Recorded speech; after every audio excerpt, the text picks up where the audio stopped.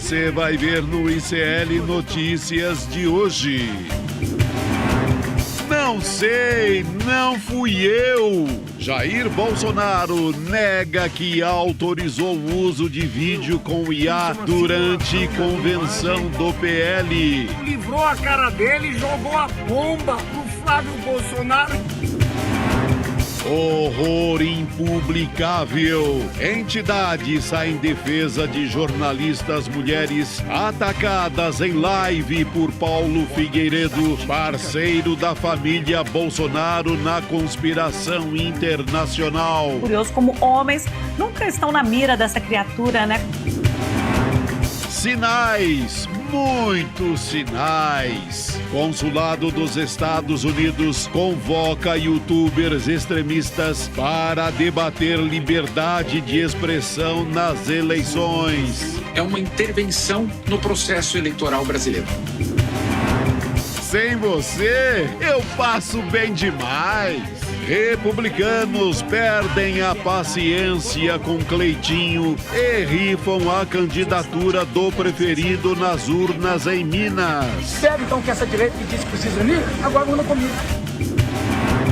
Super El Ninho mostra os dentes. Vendavais deixam mortos, afundam embarcações e paralisam transporte no Rio e em São Paulo. O ICL Notícias, primeira edição, está no ar. Bom dia a todos, bom dia a todas. 8h03 da manhã dessa quinta-feira, dia 30 de julho de 2026. Vamos juntos em mais um ICL Notícias, primeira edição, com o que de mais importante acontece no Brasil e no mundo, vindo direto do Desperta de Fábio Panuzzi, com belíssima audiência. Grande abraço para o Fábio e para toda a equipe do Desperta.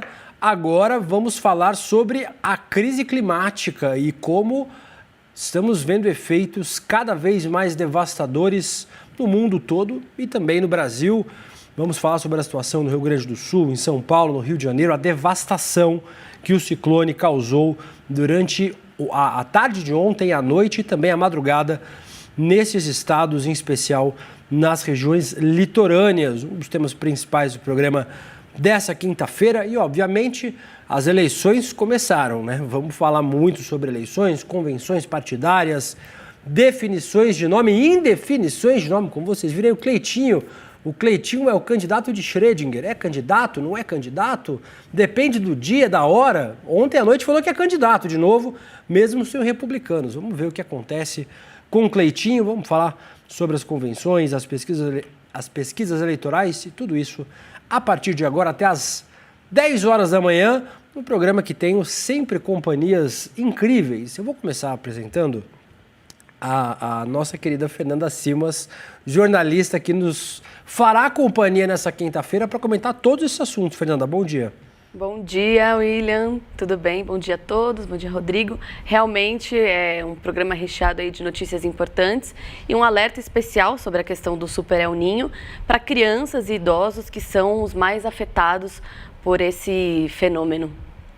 Muito obrigado, Fernanda. Vou falar já sobre isso na abertura do programa, mas quero dar bom dia também para o meu companheiro de ICL Urgente, ICL2, Rodrigo Viana. Bom dia, Rodrigo. Tudo bom, William? Mais uma vez por aqui, segunda-feira estive aqui. Fernanda, bem-vinda, um prazer estar conversando com você, dessa vez ao vivo, né? A gente se conhece pelas transmissões aqui do ICL. Vamos falar de eleição e, Will, eleição rima com conspiração, né? Nós vamos falar também da conspiração que vem de fora para dentro, vamos trazer notícias sobre isso, trazer uma análise aqui sobre o que está acontecendo e como é que dessa vez os Estados Unidos agem assim abertamente. Daqui a pouco vamos trazer detalhes sobre isso tudo aqui no ICL Notícias, primeira edição. Conectado com tudo isso, Rodrigo, está o nosso site iclnoticias.com.br, editado pelo nosso querido Chico Alves. Na capa do nosso site temos lá rajada de ventos de até 125 km por hora. A gente vai mostrar o site? Ou não deu certo? Deu certo? Deu certo. Rajadas de ventos de até 125 km deixam 3 mortos em São Paulo e 2 no Rio. É o destaque principal do nosso site. E logo abaixo uma matéria muito boa para vocês. Oposição pode alcançar a maioria no Senado em 2027, indicam pesquisas. Um levantamento por estado projeta direita e aliados com 41 cadeiras. No Senado, matéria do nosso querido Kleber Lourenço, nosso repórter do ICL Notícias, do Desperta, né? E também repórter do nosso site. Um excelente levantamento do Kleber. Importante não chegar a 54, né? Que aí chega a 2/3. Mas ainda assim preocupante a questão do Senado. Essas são as notícias do nosso site, iclnoticias.com.br. Você pode acompanhar o dia todo, está sempre atualizado. Rodrigo, Fernanda, vamos falar sobre a questão do clima, da chegada do ciclone. Ao menos 5 pessoas morreram depois de fortes ventos que atingiram diferentes regiões de São Paulo e do Rio de Janeiro nessa quinta-feira. Uma das vítimas estava em um barco de pesca que naufragou em São Sebastião, no litoral norte de São Paulo. Outras 4 pessoas que estavam na embarcação foram resgatadas com vida. Além disso, um pescador desapareceu em Angra dos Reis, na região sul do Rio de Janeiro. A tempestade provocou rajadas de ventos superiores a 100 km por hora, com registros de 124,9 km por hora em Itaporanga e Itaí. O vendaval fechou temporariamente as operações do Porto de Santos e as travessias por balsas. No Rio de Janeiro, a população sofreu com queda de energia, interrupção de circulação de metrô e de trens e até da operação dos aeroportos. Rodrigo, um super El Niño mostrando os dentes no Brasil, infelizmente com vítimas fatais, além de todo o estrago que causou e transtorno às pessoas nessas cidades. No Rio de Janeiro, houve a queda de um muro em Santa Teresa, né, um bairro que fica na região central, entre a Zona Sul e o centro da cidade do Rio, um morro, e aí, vendaval muito forte, caiu um muro, matou 2 pessoas, inclusive um ex-jogador do Botafogo, lá do Rio de Janeiro. E aqui em São Paulo, o vendaval chegou pelo litoral, né? O litoral sul de São Paulo, região de Peruíbe, Itanhaém, imagens assim impressionantes também em Ubatuba. Eu tenho família, minha irmã mora em Ubatuba e mandou imagens e mostrou como é que ficou a situação. As cadeiras, aquelas cadeiras de plástico, olha aí as imagens. Essa aí é de Peruíbe, ó. Essa aí é de Peruíbe, que é uma cidade no litoral sul de São Paulo. Esse vento depois foi avançando, chegou até Ubatuba, que é no litoral norte, e avançou também pelo litoral do Rio de Janeiro. Você descreveu aí pescadores que desapareceram, um falecido e o outro desapareceu. Na cidade do Rio também, um caos em vários bairros. Ali a gente vê um teleférico no Morro da Providência, né? Desespero. Eu vi a imagem do pessoal, isso é Rio de Janeiro, né? Eu vi a imagem do pessoal na barca, né? No Rio de Janeiro é muito usado isso para travessia ali na Baía de Guanabara, de Niterói para o Rio. Olha, um pânico dentro da barca porque as ondas gigantescas, e normalmente a Baía de Guanabara é uma área mais protegida, né? Não tem ondas e tal. Então, um pânico dentro da barca, falta de luz e os aeroportos. Fernanda, ontem relato também de Congonhas, o pessoal não conseguia pousar em Congonhas, há vários voos desviados para Campinas. Fechou o aeroporto de Congonhas, um caos, né? Porque Congonhas fechando, Will, é caos para o Brasil inteiro, né? Porque é um hub. E, Fernanda, também o aeroporto do Santos Dumont, colegas nossos que estavam entre Santos Dumont e Congonhas, um caos completo. Mas o principal, né, é no chão ali, as pessoas no Rio de Janeiro e em São Paulo. Sim, você comentou das imagens que vieram do Rio, né? E as imagens que chegam também do litoral aqui paulista mostram assim cenas de caos. Muita gente que mora em Santos me mandou imagens assim. E quem passa por lá nos últimos anos percebe o efeito das mudanças climáticas e, assim, com certeza isso ainda vai se agravar, porque a gente não está no pior momento do Super El Niño. O pior momento vai vir entre o fim desse ano e o começo de 2027. Então, a gente espera aí que ainda vamos ter notícias muito tristes com relação a isso e a gente precisa estar preparado, tanto a população, né, quanto as autoridades sobre o que fazer nessas situações. Enquanto a Fernanda falava, Will, aqui no telão, essas imagens, até se a nossa produção conseguir nos ajudar, não sei se são do Rio de Janeiro ou são aqui do litoral paulista, mas olha isso, é São Paulo, né? Talvez Santos até, né, Fernanda? Santos. Parece Santos ali a ponta da praia, será que é isso? Bom, é litoral paulista, os barcos assim sendo jogados pela força das águas. Esse vendaval chegou à Ilha Bela, que é a Ilha Bela, olha isso. entrou a frente fria, chegando pelo litoral e depois avançou até a capital, né, Will? A gente ontem teve vento muito forte aqui também na capital paulista, como eu disse, até o aeroporto de Congonhas fechou. Inclusive a expectativa para hoje também é de vento muito forte, em especial São Paulo, Rio de Janeiro, Espírito Santo, parte da região sul do Brasil. Não uma ventania como a de ontem, mas ventos de até 50 km por hora. Então ainda cabe atenção a todo mundo que mora nessas regiões para que, se puderem, fiquem em casa, se previnam. As imagens são lamentáveis, a gente presta solidariedade às vítimas. A gente já teve vítima no Rio Grande do Sul, né, antes. Então a gente vai seguir acompanhando também os impactos da natureza. Aproveitar, Rodrigo, e vamos falar um pouco também sobre golpe. Sim. Como assim golpe, Rodrigo? Conta pra gente que história... Já não tinha passado essa história aí? Voltou, Rodrigo? Olha, 2015 voltou, né? 2014, 2015 está 64. De volta. A gente tem até um cheirinho de 1964, com uma diferença. Dessa vez tudo escancarado, Fernando, impressionante. Mas a matéria, eu queria destacar aqui a matéria do portal da revista Fórum, assinada pelo Plínio Teodoro.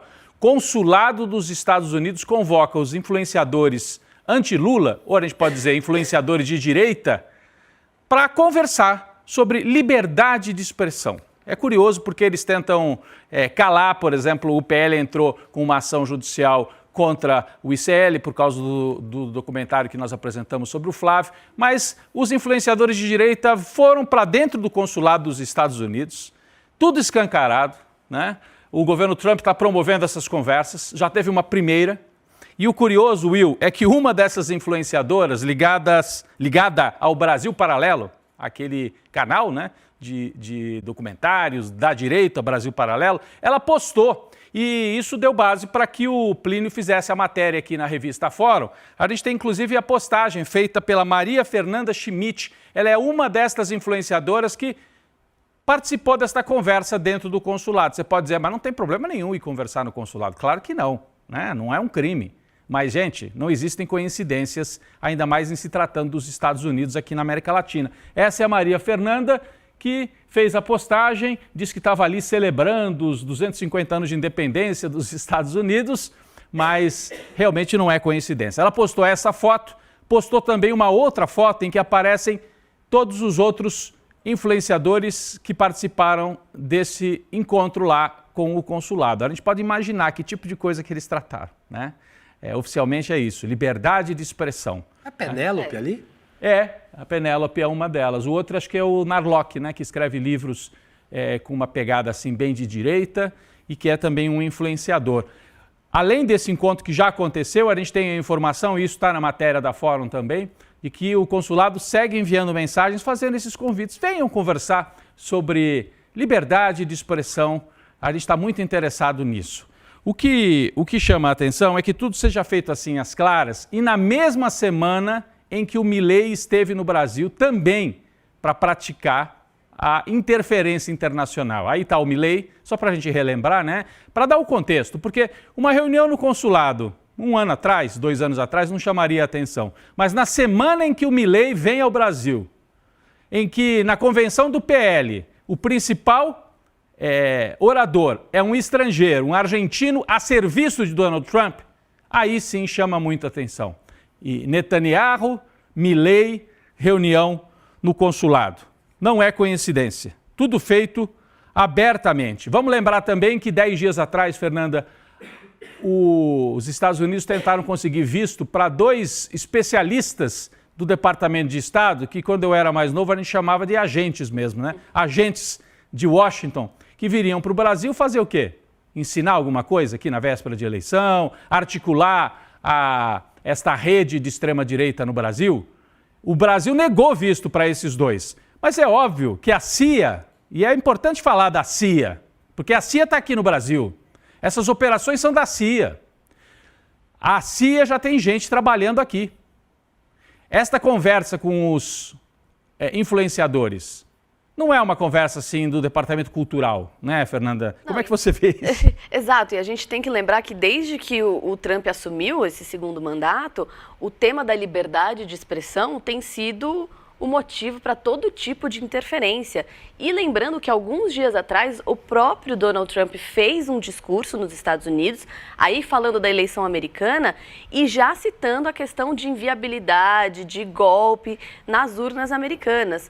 Ou seja, é um discurso que internacionalmente está conectado. O Brasil faz parte disso. É a principal eleição na América do Sul esse ano e, obviamente, os Estados Unidos têm todo o interesse em que a extrema-direita chegue ao poder aqui novamente. É um discurso unificado, né, Will? E também é bom ressaltar que de liberdade de expressão não tem nada, né?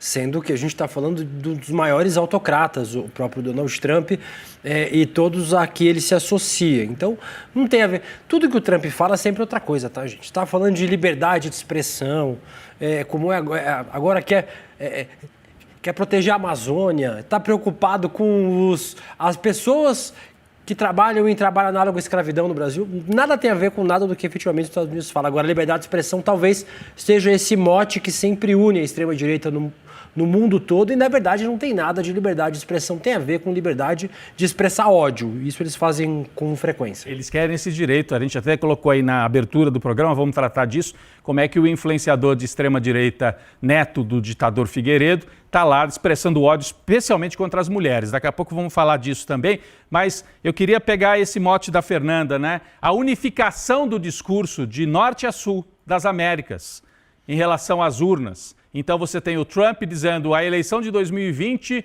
foi roubada, eu perdi para o Biden porque a China ajudou a manipular a eleição. Olha só. Aí vem o Flávio Bolsonaro aqui no Brasil e faz o mesmo discurso contra as urnas. Aí vem o Milei, que está mal nas pesquisas lá na Argentina, e vem tentar se relançar como uma liderança usando a eleição brasileira. Então, é um discurso que é unificado, falando de urna. Não é à toa que o Flávio Bolsonaro usou o mesmo discurso do Trump nessa sequência, nessas 2 semanas. E olha, eu falei da tentativa de infiltrar 2 agentes aqui no Brasil e o Itamaraty negou o visto, negou e fez muito bem de negar. E há uma outra história que está junto aqui.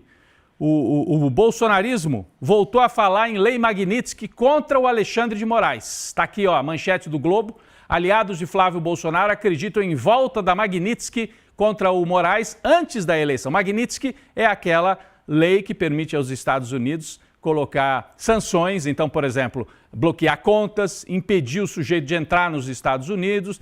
Eu acho que o Xandão não está nem com muita vontade de ir para os Estados Unidos, ele é mais de ir para a Itália, ir para a Europa e tal. Mas o alvo desta nova lei Magnitsky seria o Alexandre de Moraes. E aí não é à toa, Will, me chamou a atenção. Por que o Milei veio ao Brasil? Eu esperava que ele atacasse o Lula, isso sim, porque o Lula é de esquerda, eu sou da direita argentina e tal. Mas ele se preocupar em atacar o Alexandre de Moraes me parece assim uma tarefa que ele recebeu, né? Tarefa dada, tarefa cumprida. É para atacar o Alexandre de Moraes? Ok, incluo no meu discurso falar desse careca lixo, como ele citou falando em espanhol. Rodrigo, Calvo basura, né, que ele usou. Mas deixa eu fazer uma pergunta para ouvir a Fernanda também. Uhum.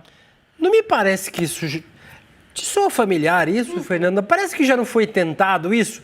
Eles não estão tentando repetir as mesmas coisas que não deram em absolutamente nada para eles? Lei Magnitsky, tarifa, apoio a Donald Trump. Não parece meio esquisita a escolha de repetir os erros do passado, mas não é de 1914, do passado de ontem. Erraram o ano passado, não trouxe nada para eles. Ajudaram o Lula nas pesquisas. Ajudaram o Lula. Quem deve estar feliz com isso assim, quando o cara tem estrela é diferente, assim. O velhinho tá jogando parado. Então, vendo a bola para ele. Vendo a galera repetir os erros do ano passado, que fez com que a imagem da extrema-direita fosse prejudicada e que o Lula tivesse uma melhoria na sua imagem. Lembrando que você está atendendo a outros interesses também, que são os interesses das Big Techs. Esse sim tem muito interesse em que o Alexandre de Moraes seja alvo de uma lei dessa, em que você tenha esse assunto sempre burburinho ali nas redes. Por quê? Porque fomenta justamente esses influenciadores de extrema-direita que vão repercutindo tudo isso, e as Big Techs têm total interesse em colocar essas pessoas no poder, porque elas vão ter o caminho livre, nenhum tipo de regulamentação à frente. Perfeito. E aí, Will, retomando só aqui a ideia, quando vem o Milei e ataca não só o Lula, mas o Alexandre de Moraes, fica evidente, e aí tem o interesse das Big Techs, você fez muito bem de lembrar, Fernanda, não é só, entre aspas, só a questão das urnas, é o interesse econômico de defender as companhias que têm sede nos Estados Unidos. trata-se de um ataque não à esquerda, não ao presidente Lula, mas ao Estado brasileiro. É um ataque contra o Brasil, gente. Isso é que é grave.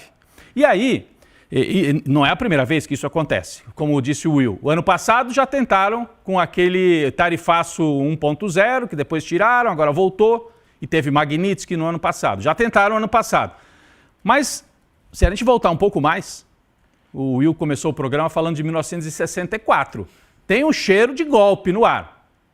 Tem um cheiro de golpe no ar. A diferença é que em 64, a turma aqui de dentro, Carlos Lacerda e outros líderes de direita, ficavam fomentando o golpe. Os Estados Unidos eram um pouquinho mais discretos, não ficavam abertamente mostrando que estavam dando o golpe. Se necessário, teriam colocado as tropas aqui no Brasil. Por isso que eu trouxe essa matéria, que relembra o que foi em 1964, a chamada Operação Brother Sun. É uma matéria da Deutsche Welle, que é um site e uma emissora alemã, né? E o que foi a Operação Brother Sun? O apoio dos Estados Unidos ao golpe de 64. Washington injetou muito dinheiro aqui e manteve a Marinha, e estavam preparados os Mariners para desembarcar no Brasil em 64, se o João Goulart tivesse resistido. E, aliás, eu já ouvi isso de um jornalista da velha guarda que trabalhava com o Jango e que ouviu do próprio Jango isso. Eu não vou resistir porque eu recebi a informação de que eles estão aqui no litoral e se a gente resistir vai ser um banho de sangue. Porque o objetivo dos Estados Unidos era rachar o Brasil ao meio, desembarcar no Brasil e fazer o Brasil do Sul, o Brasil do Norte, e aí o Brasil deixaria de ser a potência que é na América do Sul. Então essa operação aconteceu. Nós temos aqui alguns trechos dessa matéria que recontam o que foi a Operação Brother Sun. A operação era garantir que, em caso de resistência do Jango, o golpe tivesse armas para conter revoltosos e conseguir derrubar o governo. Os navios petroleiros também tinham os seus motivos. Temia-se que o comando da Petrobras cortasse o fornecimento de combustíveis ao país. Então, tinha toda uma estratégia logística e militar para intervir no Brasil. De onde veio isso? De dentro de Washington, dentro da Casa Branca. Só que naquela época a gente levou muitos e muitos anos para ter as informações, né? Isso tudo ficou guardado nos arquivos e, mais recentemente, os Estados Unidos têm algumas leis que permitem, depois de 20 anos, 30 anos, você pode desclassificar, significa tirar o segredo e publicar. E aí os jornalistas e os historiadores foram conhecendo os documentos e isso ficou claro, e tinha até nome, Operação Brother Sun. Tem uma próxima tela aqui, também dessa mesma matéria da Deutsche Welle, que conta mais detalhes. Era essa tela mesmo. Mas eu queria só relembrar, né, que, portanto, em 64 era tudo escondido. Né? Veio o golpe, o Jango teve que sair do Brasil, perseguição, ditadura, tudo com apoio dos Estados Unidos. A diferença é que agora eles fazem reunião no consulado. Na época já tinha, Fernanda, evidentemente. Né? Os livros depois foram mostrar como é que o Carlos Lacerda, governador do Rio, ia bater toda hora lá no consulado no Rio de Janeiro para pedir o golpe. Porque só que era Instagram, né? Não tinha o Instagram. O Instagram da época era a rádio e o jornal. E o Carlos Lacerda escrevia no jornal, mas não fazia foto dele do lado do embaixador pedindo golpe ou do cônsul lá no Rio de Janeiro. Dessa vez, se a gente puder voltar aqui para a foto dos influenciadores de direita, para mostrar como é que agora é tudo feito assim, fazem a reunião e já postam logo com a bandeira dos Estados Unidos. Olha como eles estão felizes ali, na frente da bandeira dos Estados Unidos. Será que estão preparando um novo golpe? Eles vão dizer, não, a gente vai conversar sobre liberdade. O Carlos Lacerda também dizia que o objetivo era a liberdade. Aliás, quando deram o golpe em 64, a principal manchete era garantida a democracia. Só que eles estavam dando um golpe militar. Então isso é velho no Brasil. Só mudaram os métodos. O que é preocupante, apesar de ser um sinal de desespero, eu acho que isso tudo é desespero da extrema-direita. O Milei está em baixa na Argentina, o Trump está em baixa nos Estados Unidos, a direita está atrás do Lula nas pesquisas. É sinal de desespero, mas eles são desesperados que têm poder, capacidade de provocar o caos, como a gente está assistindo. E sabe o que isso me lembra? Me lembra um pouco aquela agitação toda que foi feita contra a Dilma, né? A Dilma ganha a eleição de 2014, mas depois não consegue governar, porque já havia um preparo de um clima golpista no Brasil. Eu acho que dessa vez não vão conseguir, mas eles estão tentando, Fernanda. E eles vão tentar duas coisas. Agitação de rua, dizer que a eleição foi roubada, por isso a questão das urnas é central. Então perde, mas perde fazendo agito e preparando a oposição para desconhecer o governo se o Lula for reeleito. Isso de um lado. E de outro, eleger uma bancada grande para o Senado e tentar golpear os ministros do Supremo, derrubando o ministro do Supremo. Daqui a pouco, nesse programa, nós vamos trazer um levantamento feito pelo Kleber, nosso repórter, o Kleber Lourenço, para ver como é que estão as eleições, as pesquisas pro Senado. Então, fique por aí com a gente. Está feito o alerta mais uma vez, a gente aproveita esse espaço aqui para que o público que nos acompanha, olha, o Lula está em primeiro nas pesquisas e tal.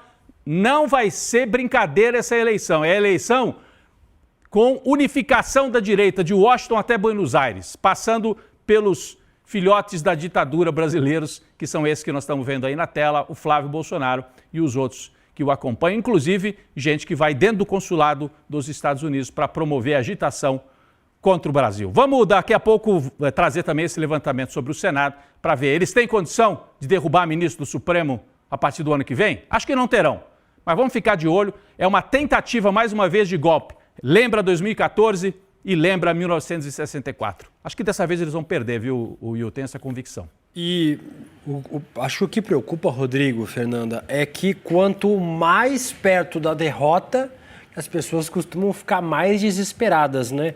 Então, talvez a expectativa fosse não intervir tanto. Se o Jair Bolsonaro tivesse solto, se a eleição tivesse parelha, se a disputa fosse mais equilibrada. Mas já tem gente, e eu ouvi ontem especialistas, nos últimos dias eu tenho escutado especialistas debatendo a possibilidade da vitória do Lula no primeiro turno. O Flávio vai perder muito voto, talvez ainda, para essas candidaturas da extrema-direita, da centro-direita, em especial esse fenômeno. Muita gente tem questionado esse fenômeno do Renan Santos também, né? Se ele é do tamanho que ele está aparecendo nas pesquisas hoje, ou se isso tem impacto com a metodologia, com os espaços digitais serem mais propícios à candidatura do Renan Santos. Mas, de qualquer forma, ainda que o Renan Santos tenha 7%, 5%, Caiado 3%, Zema 2%, o Lula não está disputando voto com ninguém. Não tem ninguém para tirar voto do Lula ali. E talvez prejudique ainda mais as chances do Flávio de ir para o segundo turno e da campanha ser decidida no primeiro turno. O que faz com que o nível de intensidade dos ataques do Donald Trump e dos seus aliados contra o Brasil possa aumentar ainda mais, né, Fernanda? Sim, com certeza, é isso. A gente está falando de uma organização internacional em torno desse assunto. Quando a gente vê a fragmentação da direita aqui no Brasil e o próprio derretimento de intenção de voto ao Flávio não se traduzir necessariamente em votos para os outros candidatos da direita, a gente tem esse cenário de uma eleição que pode sim ser definida no primeiro turno, algo que há alguns meses atrás não era mostrado nas pesquisas. Se você acompanhar, quando aumentam as falas do Donald Trump com relação ao Brasil, com relação à família Bolsonaro, justamente isso acompanha a queda do Flávio nas pesquisas também. Então, sim, é um reflexo importante e é um cenário que, como você falou, a eleição começou e vai estar aí dia a dia, semana a semana, mudando, mexendo, com intervenção sim dos Estados Unidos. A China já se colocou como uma defensora aqui do Brasil, né, Rodrigo, essa semana. Então a gente vê aí um caldeirão nacional e internacional muito quente. Rapidinho, Will, eu não acredito em vitória do Lula no primeiro turno. Eu acho que nem é bom criar essa expectativa. Você sabe que assim, o Lula e o PT jamais ganharam a eleição em primeiro turno. Mesmo quando o Lula estava no auge da sua popularidade, lá em 2009, 2010, aí a Dilma foi para a eleição e todas as vezes teve segundo turno. Então, o país tem um antipetismo muito forte, fomentado por essa imprensa que hoje vê o bolsonarismo e fala, nossa, eles são fascistas. Pois é, foram fomentados por essa mesma imprensa tradicional de direita, liberal, se diz liberal, mas fomentou o fascismo. E fomentou também o antipetismo e o antilulismo. Então eu acredito que nós vamos para o segundo turno mesmo. O Lula vai ter uma votação forte no primeiro turno e a eleição vai ser disputada e nós vamos ter que ir para esse segundo turno. Vai ser uma surpresa gigante, Will, porque eu acho, a não ser que haja um esvaziamento do Flávio, mas o eleitor do Flávio que se decepciona com ele não vai para o Lula. Vai para o voto branco, voto nulo, abstenção. Quem é para votar no Lula já conhece o Lula, já está votando logo agora. Então eu acho assim, quem se decepcionar com o Flávio, ou vai para o Caiado, e aí, de qualquer maneira, isso ajuda a ter segundo turno, a não ser que vá para branco, nulo e abstenção. Vamos aguardar, porque daí sim há uma possibilidade de ganhar no primeiro turno, que eu acho muito, muito improvável. Tenho conversado com muitos deputados do PT e eles têm me relatado duas coisas diferentes, Rodrigo.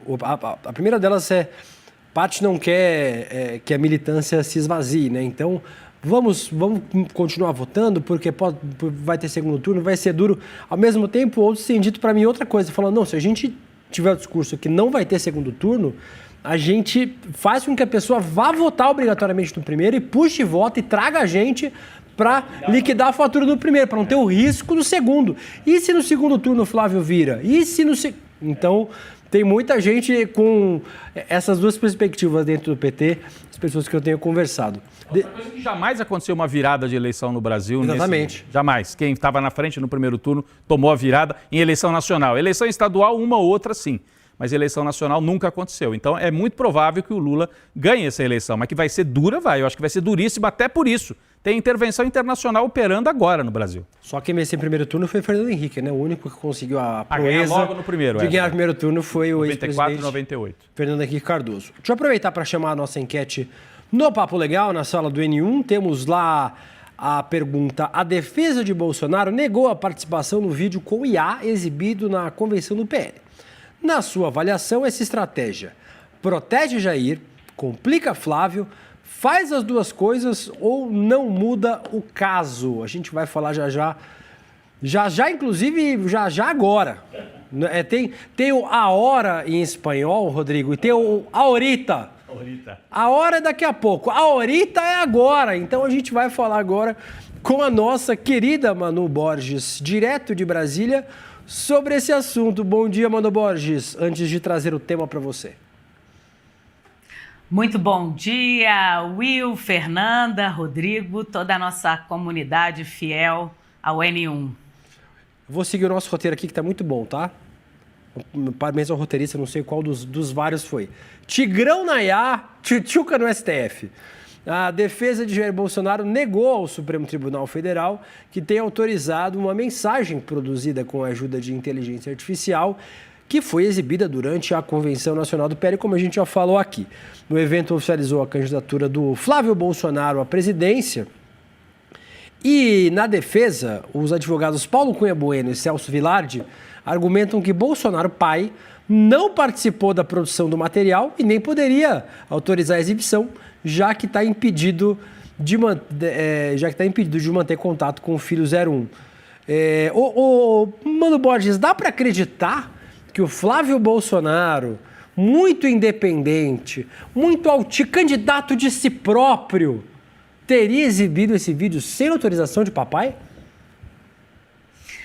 Bolsonaro está isolado em casa, mas ele pode se comunicar com a esposa, que tem contato direto com Valdemar da Costa Neto, por exemplo. Pode também até falar com o próprio enteado, embora eles não estejam numa completa paz, mas Jair Bolsonaro não está 100% isolado, como a defesa tenta emplacar nos argumentos apresentados ao Supremo, né? E o que eles alegam? Que Jair Bolsonaro não sabia, não autorizou, entretanto, de forma histórica e muito antes das medidas cautelares impostas pelo Supremo, os filhos já usavam material de Jair Bolsonaro, seja por vídeo, imagem, foto, áudio, em contextos políticos, sem que ele precisasse autorizar expressamente. Só que isso foi muito antes da condenação. E é muito óbvia a determinação do Supremo Tribunal Federal. Jair Bolsonaro não pode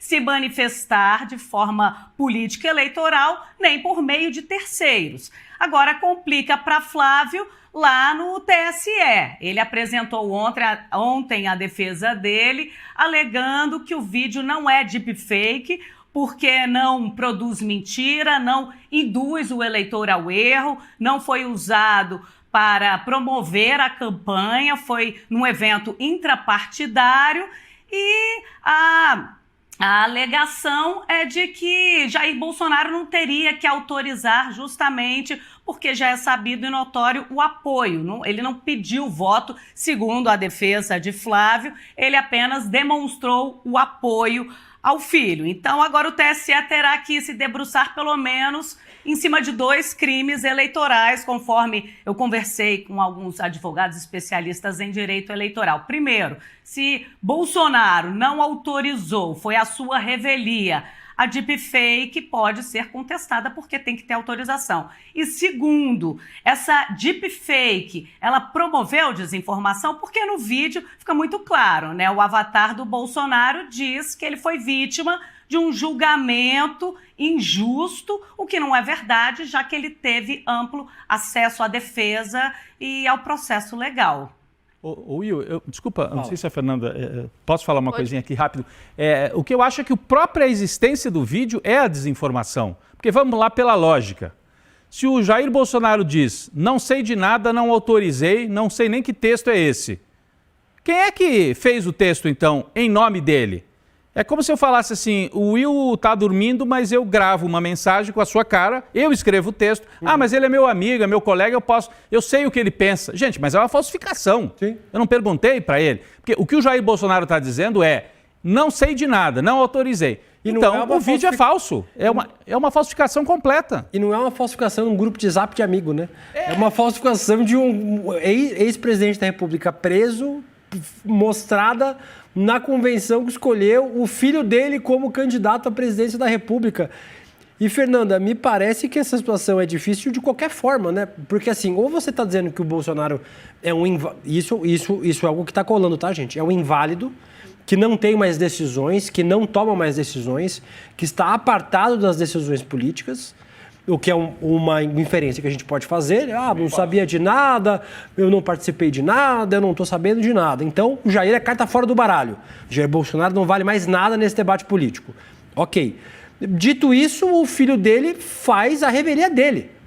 Então, tudo nessa história é o tipo da história que se alguém tivesse um assessor de vai dar ruim, como são 8 horas e 38 minutos, só posso falar isso agora, Fernanda, mas vocês entenderam. Um assessor de vai dar ruim. Precisa desse assessor na campanha, gente. Você fala, Fernanda, olha esse vídeo aqui, ó. Tu acha que pode dar ruim? A Fernanda vai dizer, pode, entendeu? Pode. E não mostra, gente, porque qualquer coisa a partir daqui, Fernanda, vai dar ruim. Ou o Jair Bolsonaro é o inválido imprestável que não participa mais de nada, ou ele participou e descumpriu cautelar. É tudo problema nessa história. Sim, e mais uma vez acarretando novos problemas para a própria campanha do Flávio. É óbvio, a gente está falando aí dos impactos no Jair Bolsonaro, mas isso tem impacto enorme na campanha do Flávio Bolsonaro. Lembrando que há poucas semanas, justamente por esse mesmo motivo que você citou, Will, será que o Bolsonaro pai já é um pato manco ali na articulação política da família Bolsonaro? O que aconteceu? Ele teve que emitir uma carta depois da briga entre a Michelle e o Flávio, de toda aquela confusão, e agora mais uma vez a gente tem essa discussão em voga aí. Qual é o papel real? Ele está dando as cartas do bolsonarismo, não está? Qual vai ser o peso dele aí num eventual governo, ou mesmo na articulação política de oposição da extrema-direita?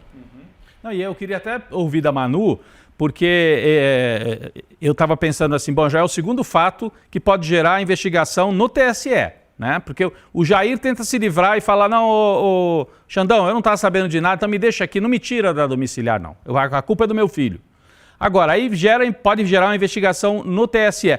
Você dizia pra gente ontem, Manu, que provavelmente isso vai gerar no máximo uma multa. Não deve ter consequências mais graves, mas de qualquer maneira é um precedente. Se ele fizer de novo, né? Eu queria que você trouxesse para a gente esse cenário. O que pode acontecer com a campanha do Flávio por ter usado uma deepfake, uma falsificação em plena convenção partidária? Pelo que eu apurei até agora, Rodrigo, esse risco foi calculado pelos organizadores da campanha do Flávio, que identificaram, olha, já houve precedente de punições, mas as punições são de pagamento de multa, né? De acordo com a resolução do TSE, o valor varia de 5 mil a 30 mil reais. E no próprio despacho do Alexandre de Moraes, ele cita uma decisão do TSE com relação a um candidato, o Leitão, que foi candidato à Prefeitura de Fortaleza. Ele usou deepfake, manipulando vozes de várias celebridades, dizendo que estavam fechados com ele. E aí o TSE se debruçou, viu que teve essa violação às regras eleitorais e ele foi condenado a pagar 15 mil reais. Ou seja, se a campanha do Flávio for condenada e o PL também, 30 mil reais não faz nem cócega para 900 milhões que eles têm de fundo eleitoral. Ontem eu até citei esse dado, falei 900 mil, depois eu revi o vídeo, 900 milhões de reais o PL tem para gastar nessas eleições. Então, eles fizeram esse cálculo dentro do próprio TSE também. Eu apurei com pessoas que estão ali trabalhando, dizendo que realmente, muito dificilmente, essa candidatura será impugnada ou cassada. Por isso que há, sim, esse cálculo político de que vale a pena. Vamos esticar a corda. Agora, não só a questão que ele também, Flávio Bolsonaro, se reuniu com os embaixadores, fazendo aquele mesmo script do seu pai, que ele também pode sofrer algum tipo de condenação por parte do TSE, mas tem outra ação, outra representação lá de 2022 ainda, Rodrigo, do Gabinete do Ódio, que Flávio Bolsonaro e mais 80 pessoas ainda respondem por fazer parte de uma rede organizada, um ecossistema para disseminar desinformação em 2022. Então, são 3 processos que correm no TSE, né? E aí vamos ver como que Nunes Marques vai se pronunciar, que manobra jurídica que será ali interpretada para tentar minimizar os efeitos de uma punição, Will. Já falei aqui, continuo com a mesma aposta, tá? O Jair Bolsonaro só vai para a prisão fechada se a Michele Bolsonaro subir numa moto, colocar o Jair na garupa e eles ficarem dando zerinho no eixão em Brasília, dando tiro pra cima. É a única coisa que bota o Jair na cadeia. De resto, nada bota e nada derruba a candidatura do Flávio, tá, gente?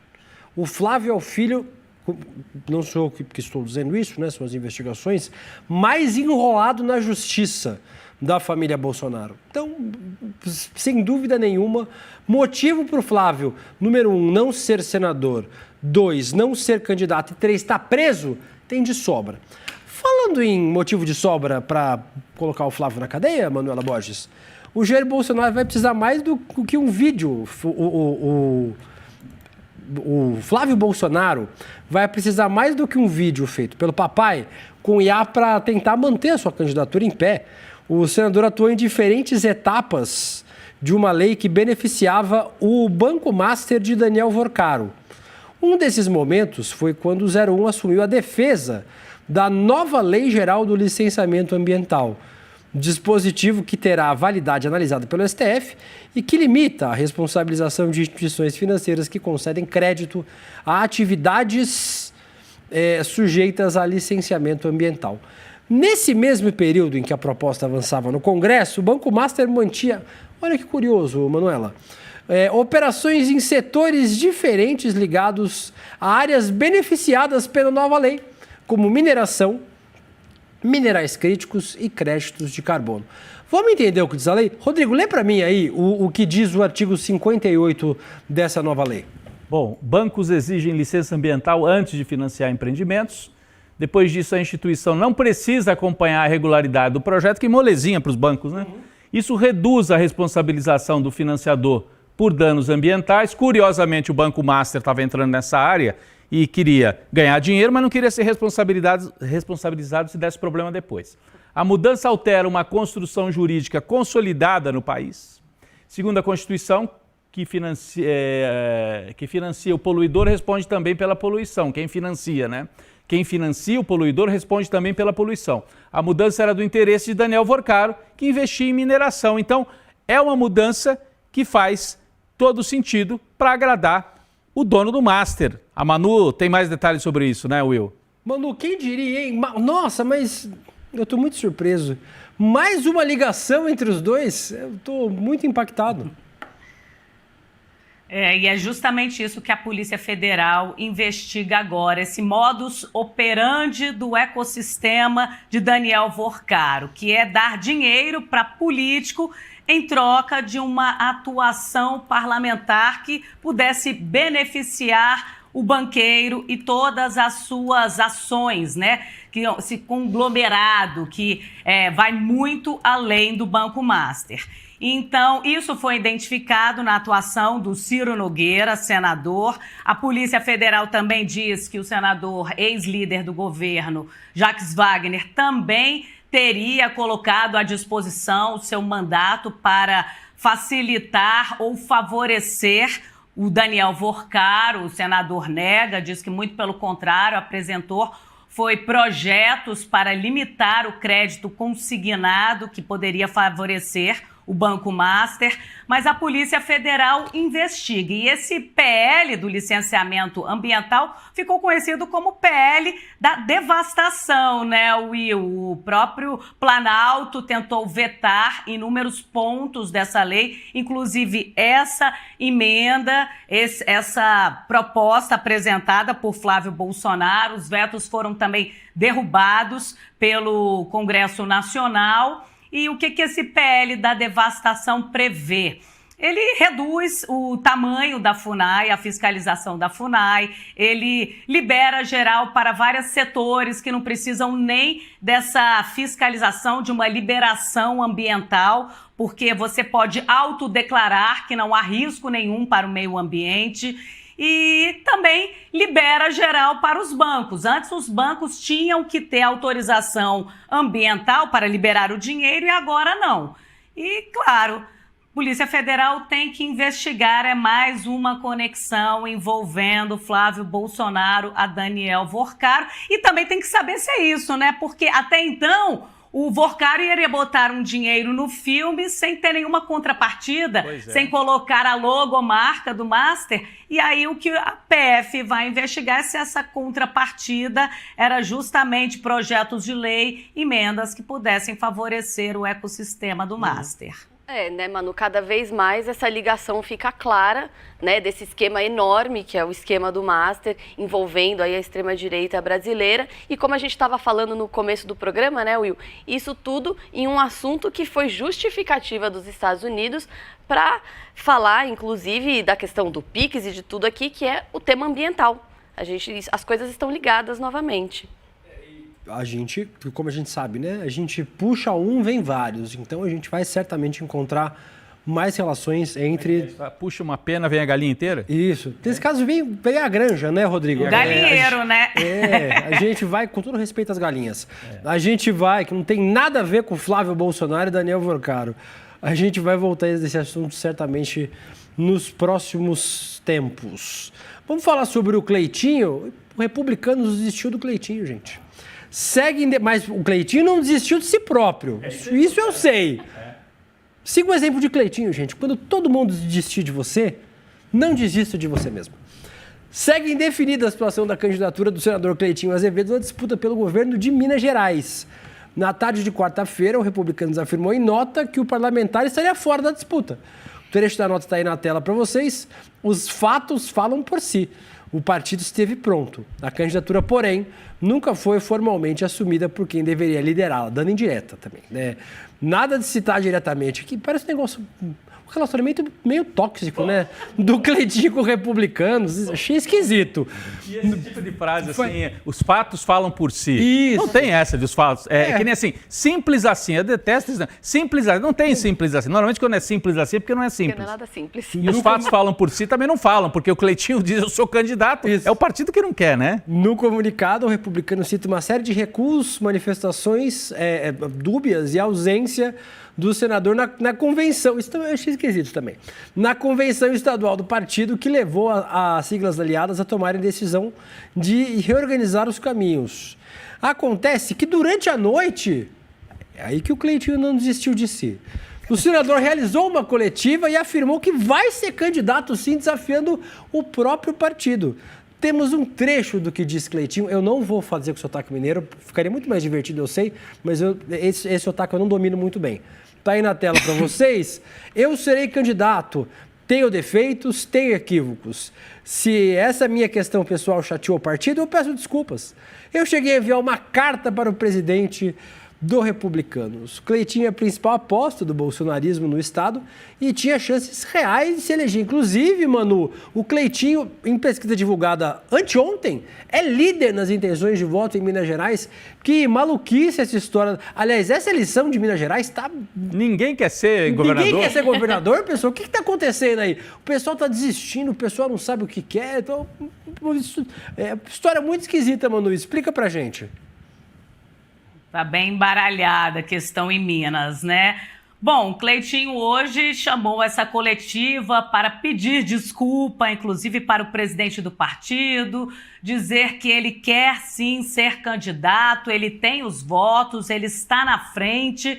Só que ele demorou muito para decidir. Ele ficou em cima do muro, hesitando. Depois ele disse que não hesitou, foi problemas familiares, a morte do irmão. E aí ele mandou produzir um vídeo com inteligência artificial resgatando o pai e o irmão num plano superior, dizendo, olha, não hesite, você está no caminho certo. Agora chama a atenção que eu acho que a fala do pai dele, né, o pai espiritual, enfim, dizendo, não siga nem pela direita, nem pela esquerda, vá pelo meio. E isso, claro, preocupa principalmente a campanha do Flávio Bolsonaro, porque a expectativa era ter um candidato que pudesse construir um palanque em Minas Gerais, e o Marcelo Aro, do PP, que também compõe a federação, teria esse perfil mais agregador e de construir esse cenário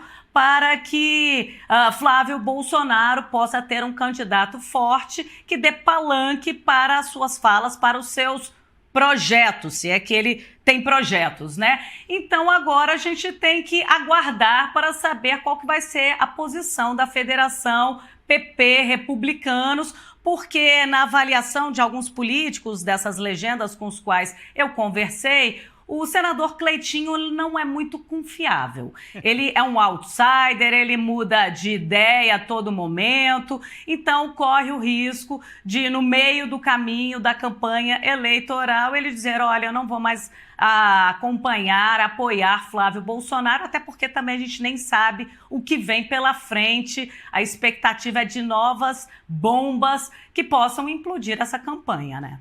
Eu acho, assim, 2 pontos importantes que você trouxe, Manu.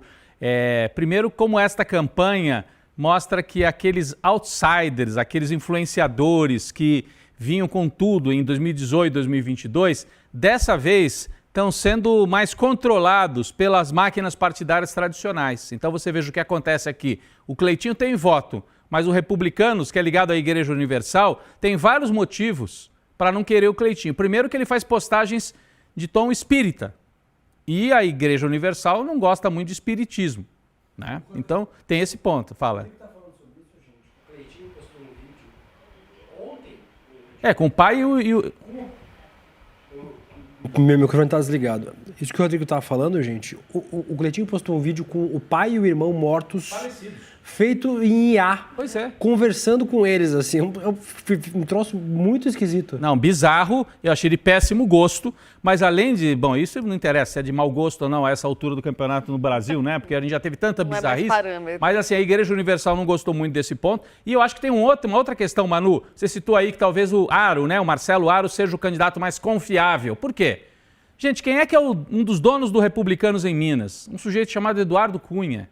A gente pode não entender. Eduardo Cunha, que era do Rio. É aquele, tá, gente? Aquele. Mudou... Não é outro, um homônimo, é aquele. Ele mudou para Minas Gerais. E aí, a operação de emenda parlamentar, de orçamento secreto, você vai deixar isso tudo na mão do Cleitinho? Não dá.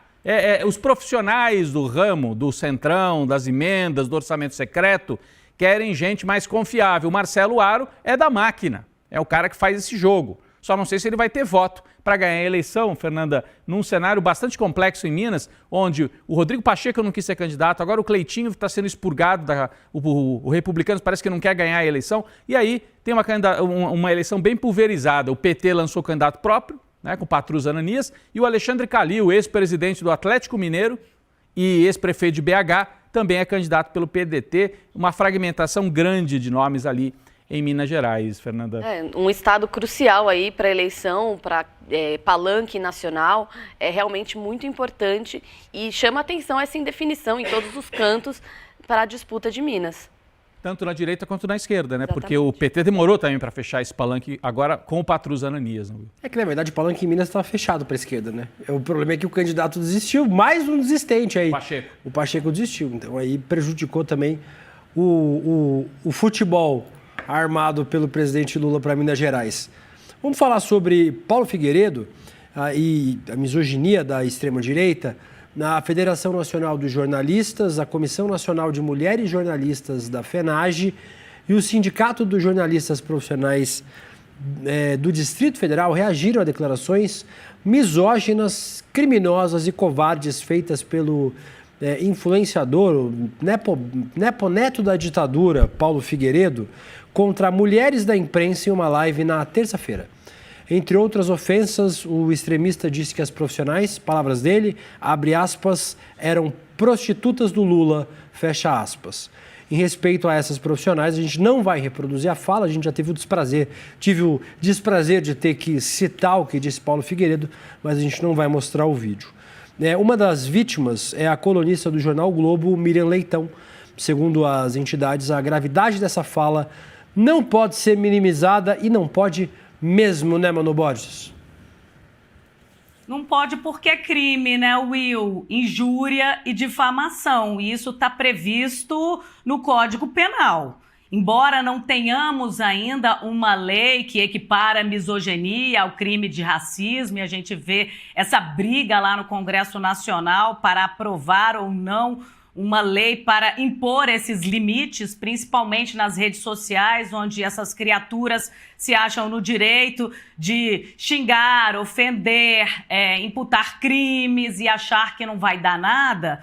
Existe o Código Penal. E você não pode xingar, falar que uma pessoa, que uma jornalista vende o corpo em troca de propaganda do governo, sem que isso tenha consequências. Ele está nos Estados Unidos, a gente sabe a dificuldade de notificar esse sujeito, mas existem meios sim. Tanto que Eduardo Bolsonaro também está foragido nos Estados Unidos e foi condenado pelo crime de coação.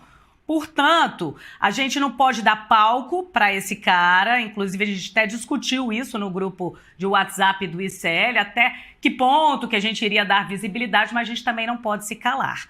Porque esse sujeito promove crimes de forma reiterada e eu não entendo por que esse canal dele ainda não foi banido do Brasil.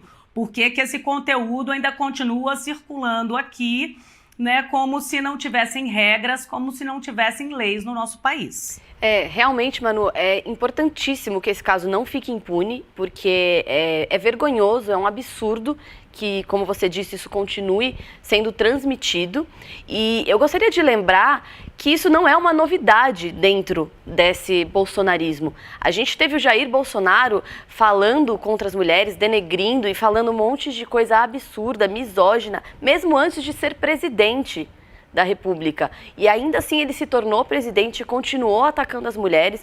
O Flávio Bolsonaro ataca as mulheres. A gente teve aí na convenção uma imagem de um monte de mulher ali atrás do Flávio, dando seu respaldo, o próprio vídeo da Michelle, mas todo mundo sabe qual é o real pensamento da família Bolsonaro sobre as mulheres. Enfim, isso sempre ficou muito claro. E a gente tem o Paulo Figueiredo, mais uma voz ecoando internacionalmente sobre essa questão e impondo a misoginia em todos os seus discursos.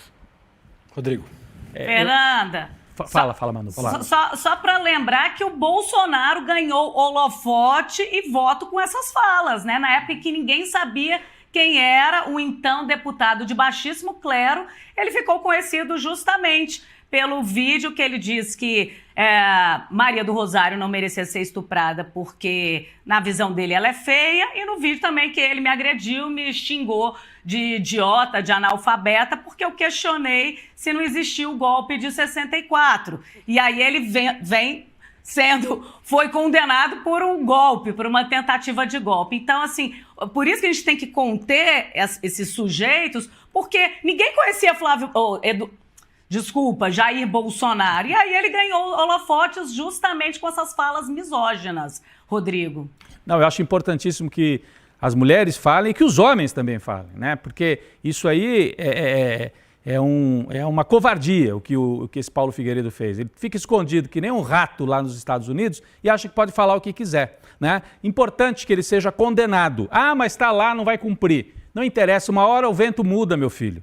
Ele está lá achando que não vai mudar. Não, ele é novo. Tomara que ele viva bastante para pagar pelos absurdos que ele já fez. Ele quase levou o fechamento da Rádio Jovem Pan, esse Paulo Figueiredo, porque ele era colunista lá da Jovem Pan e defendeu o golpe de Estado. Agora vai atacando as mulheres. Eu vejo muita gente também, Manu, Fernanda, Will, tentando entender por que eles estão fazendo isso. Eles não precisam do voto das mulheres. Parece até contra o próprio interesse eleitoral. Me parece que a essa altura tem uma parte do bolsonarismo que já jogou a toalha e já está jogando para o golpe mesmo. Por isso que vamos trazer de volta os maiores absurdos, que foi assim que eles fizeram a organização desse movimento neofascista no Brasil. Então é falar contra a mulher, agredir todo tipo de movimento social, né? Dar risada, como fez o Bolsonaro dentro de um clube judaico no Rio de Janeiro, dos quilombolas, e assim ele ganhou a eleição. O Paulo Figueiredo está achando assim, podemos até não ganhar, mas vamos manter essa tropa unificada, agredindo jornalista e especialmente mulher. É um bando de covarde, escondido nos Estados Unidos. Vem falar essas coisas aqui no Brasil, Paulo Figueiredo. Larga de ser covarde, né? Mas assim, ele agindo dessa forma, ele vai ser condenado, eu espero, um dia vai pagar por isso e vai ajudar o Flávio Bolsonaro a perder a eleição. Rodrigo perguntou por que eles promovem esse tipo de ataque misógino. Rodrigo, é simples. O lobo perde o pelo, mas não perde o vício. Eles são misóginos, são racistas, são homofóbicos, são xenofóbicos. E na primeira oportunidade de ser machista, misógino, homofóbico, eles vão ser machista, misógino, homofóbico, sem nem pensar duas vezes.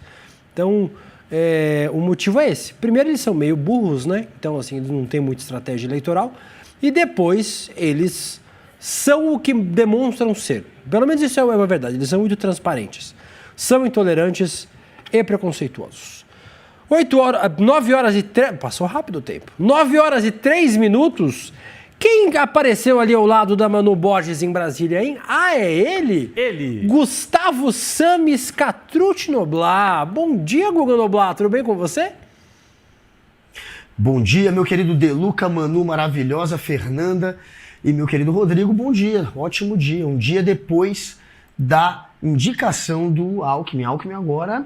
de novo com Lula na eleição, tá tudo certo, viu? Super oficial, né? Super oficial. Deu certo, deu match. Deu match. Tinha gente querendo separar aí, querendo o PMDB, gente inclusive do PT, mas não deu, vai ser o Alckmin mesmo. Mano Borges, vou aproveitar para liberar você tem muito trabalho a fazer aí em Brasília. Ficaremos apenas com o Guga para falar sobre esse tema. Manuzinha, grande beijo para você. Beijão, e amanhã eu tô com vocês aqui no N1 novamente. Muito bom. Até amanhã. Já estamos na expectativa. Vamos falar sobre isso então, Rodrigo? Sobre o Doutor Geraldo.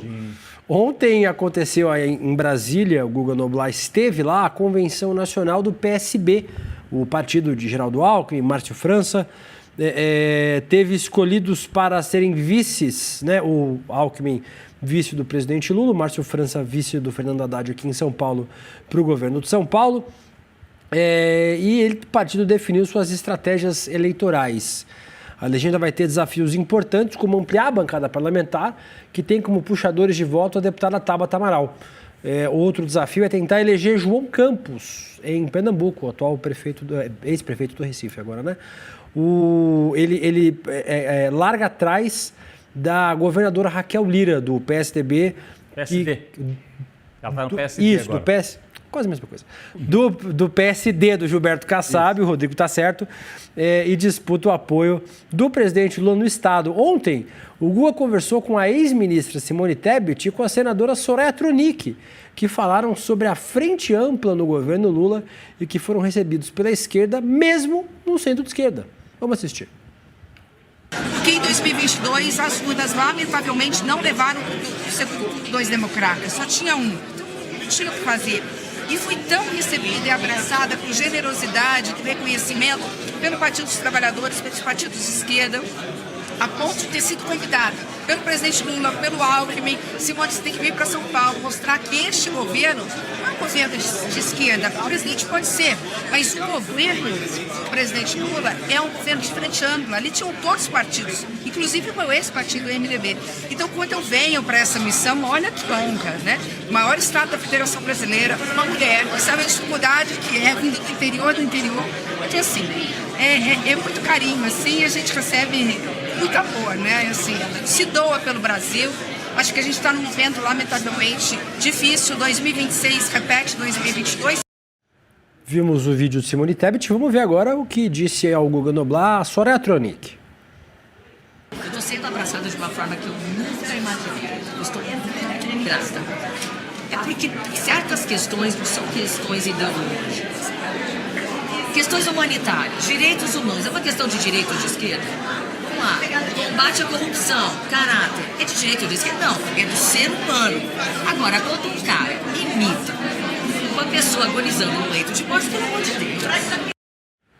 Ô Guga, como estava o clima ontem lá no PSB? Parece que as duas, pelo menos a Soraya e a Simone, lembrando, né, nomes que disputaram a presidência da República, presidenciáveis, né, na última eleição. Então, nomes importantes na disputa. Como é que estava o clima? Parece que estava todo mundo muito animado, clima de festa lá no PSB, né? Não senti muita preocupação nas entrevistas. Clima de vitória, aquele sentimento de que estão entrando para o time que vai vencer. O PSB sempre se une ao PT, mas uma das características agora do PSB, e é isso que mostra inclusive essa entrevista com a Soraya e com a Simone, é que o partido agora também está servindo como a legenda que abriga aqueles políticos conservadores que querem se aliar ao PT, mas não podem se filiar ao PT. Querem entrar ali para o time do Lula, mas não podem também colocar ali a assinatura na carteirinha do PT. Então, uma espécie de legenda que abriga os conservadores que desejariam, na verdade, serem petistas, mas não podem. Aí pegaria como um movimento muito à esquerda para os seus eleitores. Então acabaram indo para o PSB. E isso também é uma estratégia do João Campos. O João Campos, que é hoje o presidente do PSB, ele, o prefeito do Recife, candidato ao governo também de Pernambuco, e que tem como estratégia colocar o PSB como um partido a serviço desses políticos mais conservadores. É uma estratégia do PSB que está funcionando. O PSB tem, inclusive, a expectativa de dobrar de bancada nesta eleição, graças à aliança com Lula e graças às portas abertas a esses políticos que vieram da direita. Rodrigo, inclusive o Guga disse muito bem que o PSB é um petismo light, né? O pessoal que não quer ir direto pro petismo faz sei lá, um tempo de workshop lá no PSB para saber como é de esquerda. Tem gente que não fez. A Cátia Abreu foi direto pro PT, né? Então, hoje a Cátia Abreu está afiliada ao Partido dos Trabalhadores. Mas é verdade, o Guga tem razão. Via de regra, tem muita gente que faz essa parada no PSB. A história do PSB é outra, né? Assim, o João Campos talvez seja uma exceção, porque vem da família do Miguel Arraes, esse sim, quando volta do exílio, governador histórico de Pernambuco, teve na primeira lista de caçados pelo regime militar, tinha dois inimigos, né, mortais dos militares no golpe de 64, o Brizola e o Arraes, né? O Miguel Arraes, quando volta do exílio, ele primeiro vai para o MDB, mas logo vai para o PSB, e aí sim era uma liderança de centro-esquerda, uma liderança popular. Hoje em dia o PSB adquiriu essa outra cara, né? Eu ontem estava vendo, Fernando, inclusive as imagens dessa convenção, o Guga esteve lá. Sabe quando eu olho para o Alckmin? Quando eu olho para o Alckmin, me dá quase que uma saudade do Brasil que já não existe. Eu olho para o Alckmin e falo assim, ele parece aquele tio, aquele sujeito que você conhecia, não é meu familiar do passado. Você fala, esse cara é meio conservador, mas é gente boa, educado, cumprimenta, não fala palavrão. Era no tempo, Rodrigo, em que você falava, eu vou votar no Alckmin. Você falava, tá bom. E aí eu vou votar no Lula. E o churrasco da família continuava, entendeu? Então, conversa sobre projetos, exatamente. As propostas, né? A gente discutia as propostas. Mas é curioso também, né, Rodrigo, que a gente vê essa mudança, que é, inclusive do próprio PT, do PSB, enfim. Isso eu acho que é um reflexo da mudança eleitoral que vem desde 2014. Exatamente. É nítido isso, né? A gente tem essa articulação toda da extrema-direita e agora a gente vê essas reações, essas movimentações dos outros lados partidários. Quase que foi uma operação assim que vai acontecer. O PSDB, em 14, do Aécio, vai muito para a direita, deixa o espaço do centro vazio, o PT ocupa um pedaço disso e traz para centro-direita dentro do PSB, é isso que você estava falando, né, Will? Traz para dentro do PSB, e o Guga também comentava mais cedo, essas personalidades que querem estar no campo lulista, mas também não são de esquerda, não são petistas e tal. Então, Soraya Tronic teve um papel forte na última eleição, né, nos debates, lembra, Sim, Fernanda? exatamente, a gente estava até comentando aqui sobre isso. Candidato padre, ela é muito boa de debate. E a Simone Tebet tem uma postura, assim, também muito parecida com esse estilo do Alckmin, talvez um pouco mais progressista que o Alckmin, até a Simone, até por ser mulher, né? As mulheres acho que hoje estão mais à frente nesse ponto, né? Então, estão aí formando esse novo PSB, né, Will? Ô, Rodrigo, o PSB foi por um tempo meio um balaio de gato, assim, né? Eu lembro que na época que o Eduardo Campos estava vivo, em Santa Catarina, por exemplo, quem tocava o PSB eram os Clairubim, uma família mega tradicional de Santa Catarina. Mesmo. Da direita mesmo, eram do DEM, né? Do antigo PFL. Do PFL, nomes históricos do PFL. Em São Paulo, o PSB tinha muitos nomes da direita, era meio um balaio de gato. Ainda é um pouquinho. Vamos ver as próximas entrevistas que o Guga trouxe pra gente. Primeiro, a do deputado federal Rodrigo Hollenberg. O Alckmin é uma referência, uma sorte para é uma sorte para o Lula ter um vice-presidente como o Alckmin, um homem da estatura dele, do compromisso com o Brasil, da habilidade para negociar, da firmeza para negociar com os americanos. É um vice exemplar. Essa é a grande marca do primeiro mandato do Alckmin como vice, a luta contra os traíras, o tarifaço, os antipatriotas.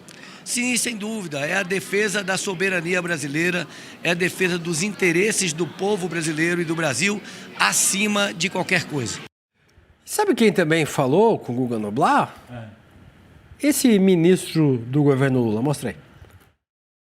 Vim aqui para prestigiar a Alckmin. Esse é um grande brasileiro, é um grande brasileiro, um dos seus maiores milagres.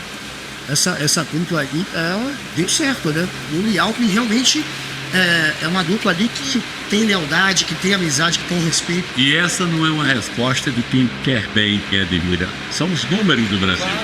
São os números do Brasil. Da nossa economia, a inflação, o PIB crescendo. Até os meus números da defesa aumentando, a exportação da defesa. Tudo isso é resultado dessa questão.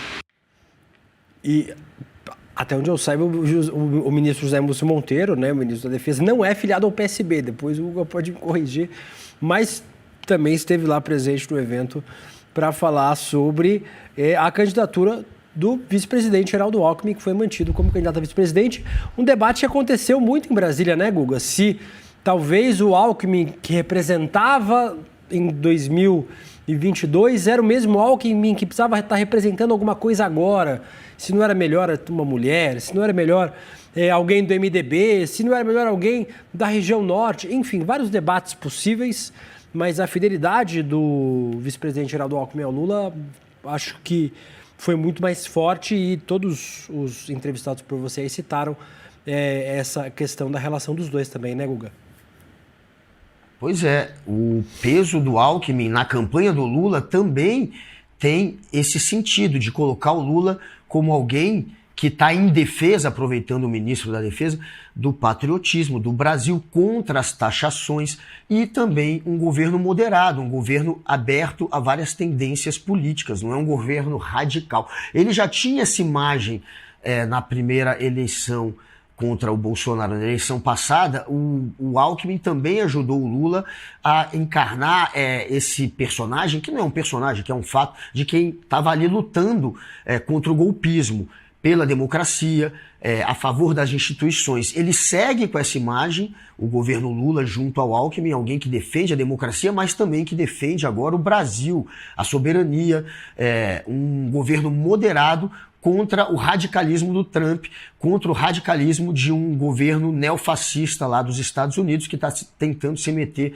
na nossa eleição. O Lula ontem, inclusive, usou muito o palco, o palanque desse evento da convenção do PSB para fazer ataques ao Trump. E é claro que muitos entrevistados ontem falaram dessa marca do Alckmin, a primeira marca do Alckmin, a grande marca do Alckmin nesses primeiros 4 anos, nesse primeiro mandato junto ao Lula, é de alguém que lutou contra o tarifaço, que lutou pela soberania, que soube negociar. Então, a gente teve sim essa imagem construída pelo Alckmin, de alguém que está ao lado do Lula, a serviço do Brasil, contra a intervenção estrangeira, contra o ataque estrangeiro. Essa é a grande marca que eu percebi do Alckmin, que ficou colada ao Alckmin, segundo todos os políticos que eu conversei. Esse local aí que eu peguei o ministro da Defesa, o José Múcio, era já na garagem. A imprensa não podia estar ali, mas o ICL deu um jeito de chegar. Então a gente conseguiu conversar com o Múcio, que, como você bem lembrou, não é do PSB, é do PSD, e é mais um que, quem sabe, seguirá junto ao governo Lula. Eu perguntei também para ele, o Alckmin está aqui garantindo já o emprego dele, já está garantido aí mais 4 anos de Lula, ao lado do Lula. O Lula deve ser reeleito e você vai seguir no Ministério da Defesa. Ele disse que também só depende do aval do Lula, então ele quer sim seguir ao lado do governo Lula e é possível que isso aconteça, veremos.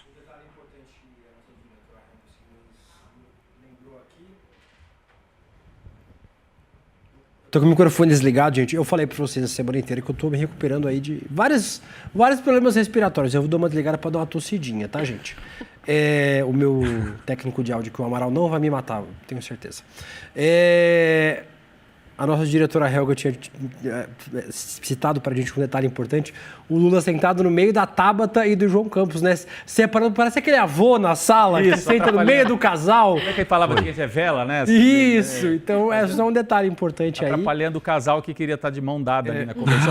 Agora, o Will, Guga e Fernanda, me chamou a atenção também o Datena, né? O Datena estava entre as personalidades ali, ele se filiou ao PSB recentemente, isso é uma coisa. Olha o Datena ali, de paletó, meio amarelado ali, né? Falando em balaio de gato, né? Balaio de gato do PSB. O Rodrigo Hollenberg, que o Guga entrevistou, o pessoal de Brasília conhece bem, mas para quem não é de Brasília, esse sim também é um nome histórico, né? Sempre teve no PSB, não é dos recém-chegados, né? Foi até governador, né? Se não tô enganado. Foi governador. Em tempos recentes. Agora, o que eu queria só destacar é a fala do Lula. Eu achei muito, muito interessante, Fernando. Ele disse assim, o Alckmin é um vice que quando você vai dormir à noite, você acha assim, ele não vai planejar um golpe contra mim.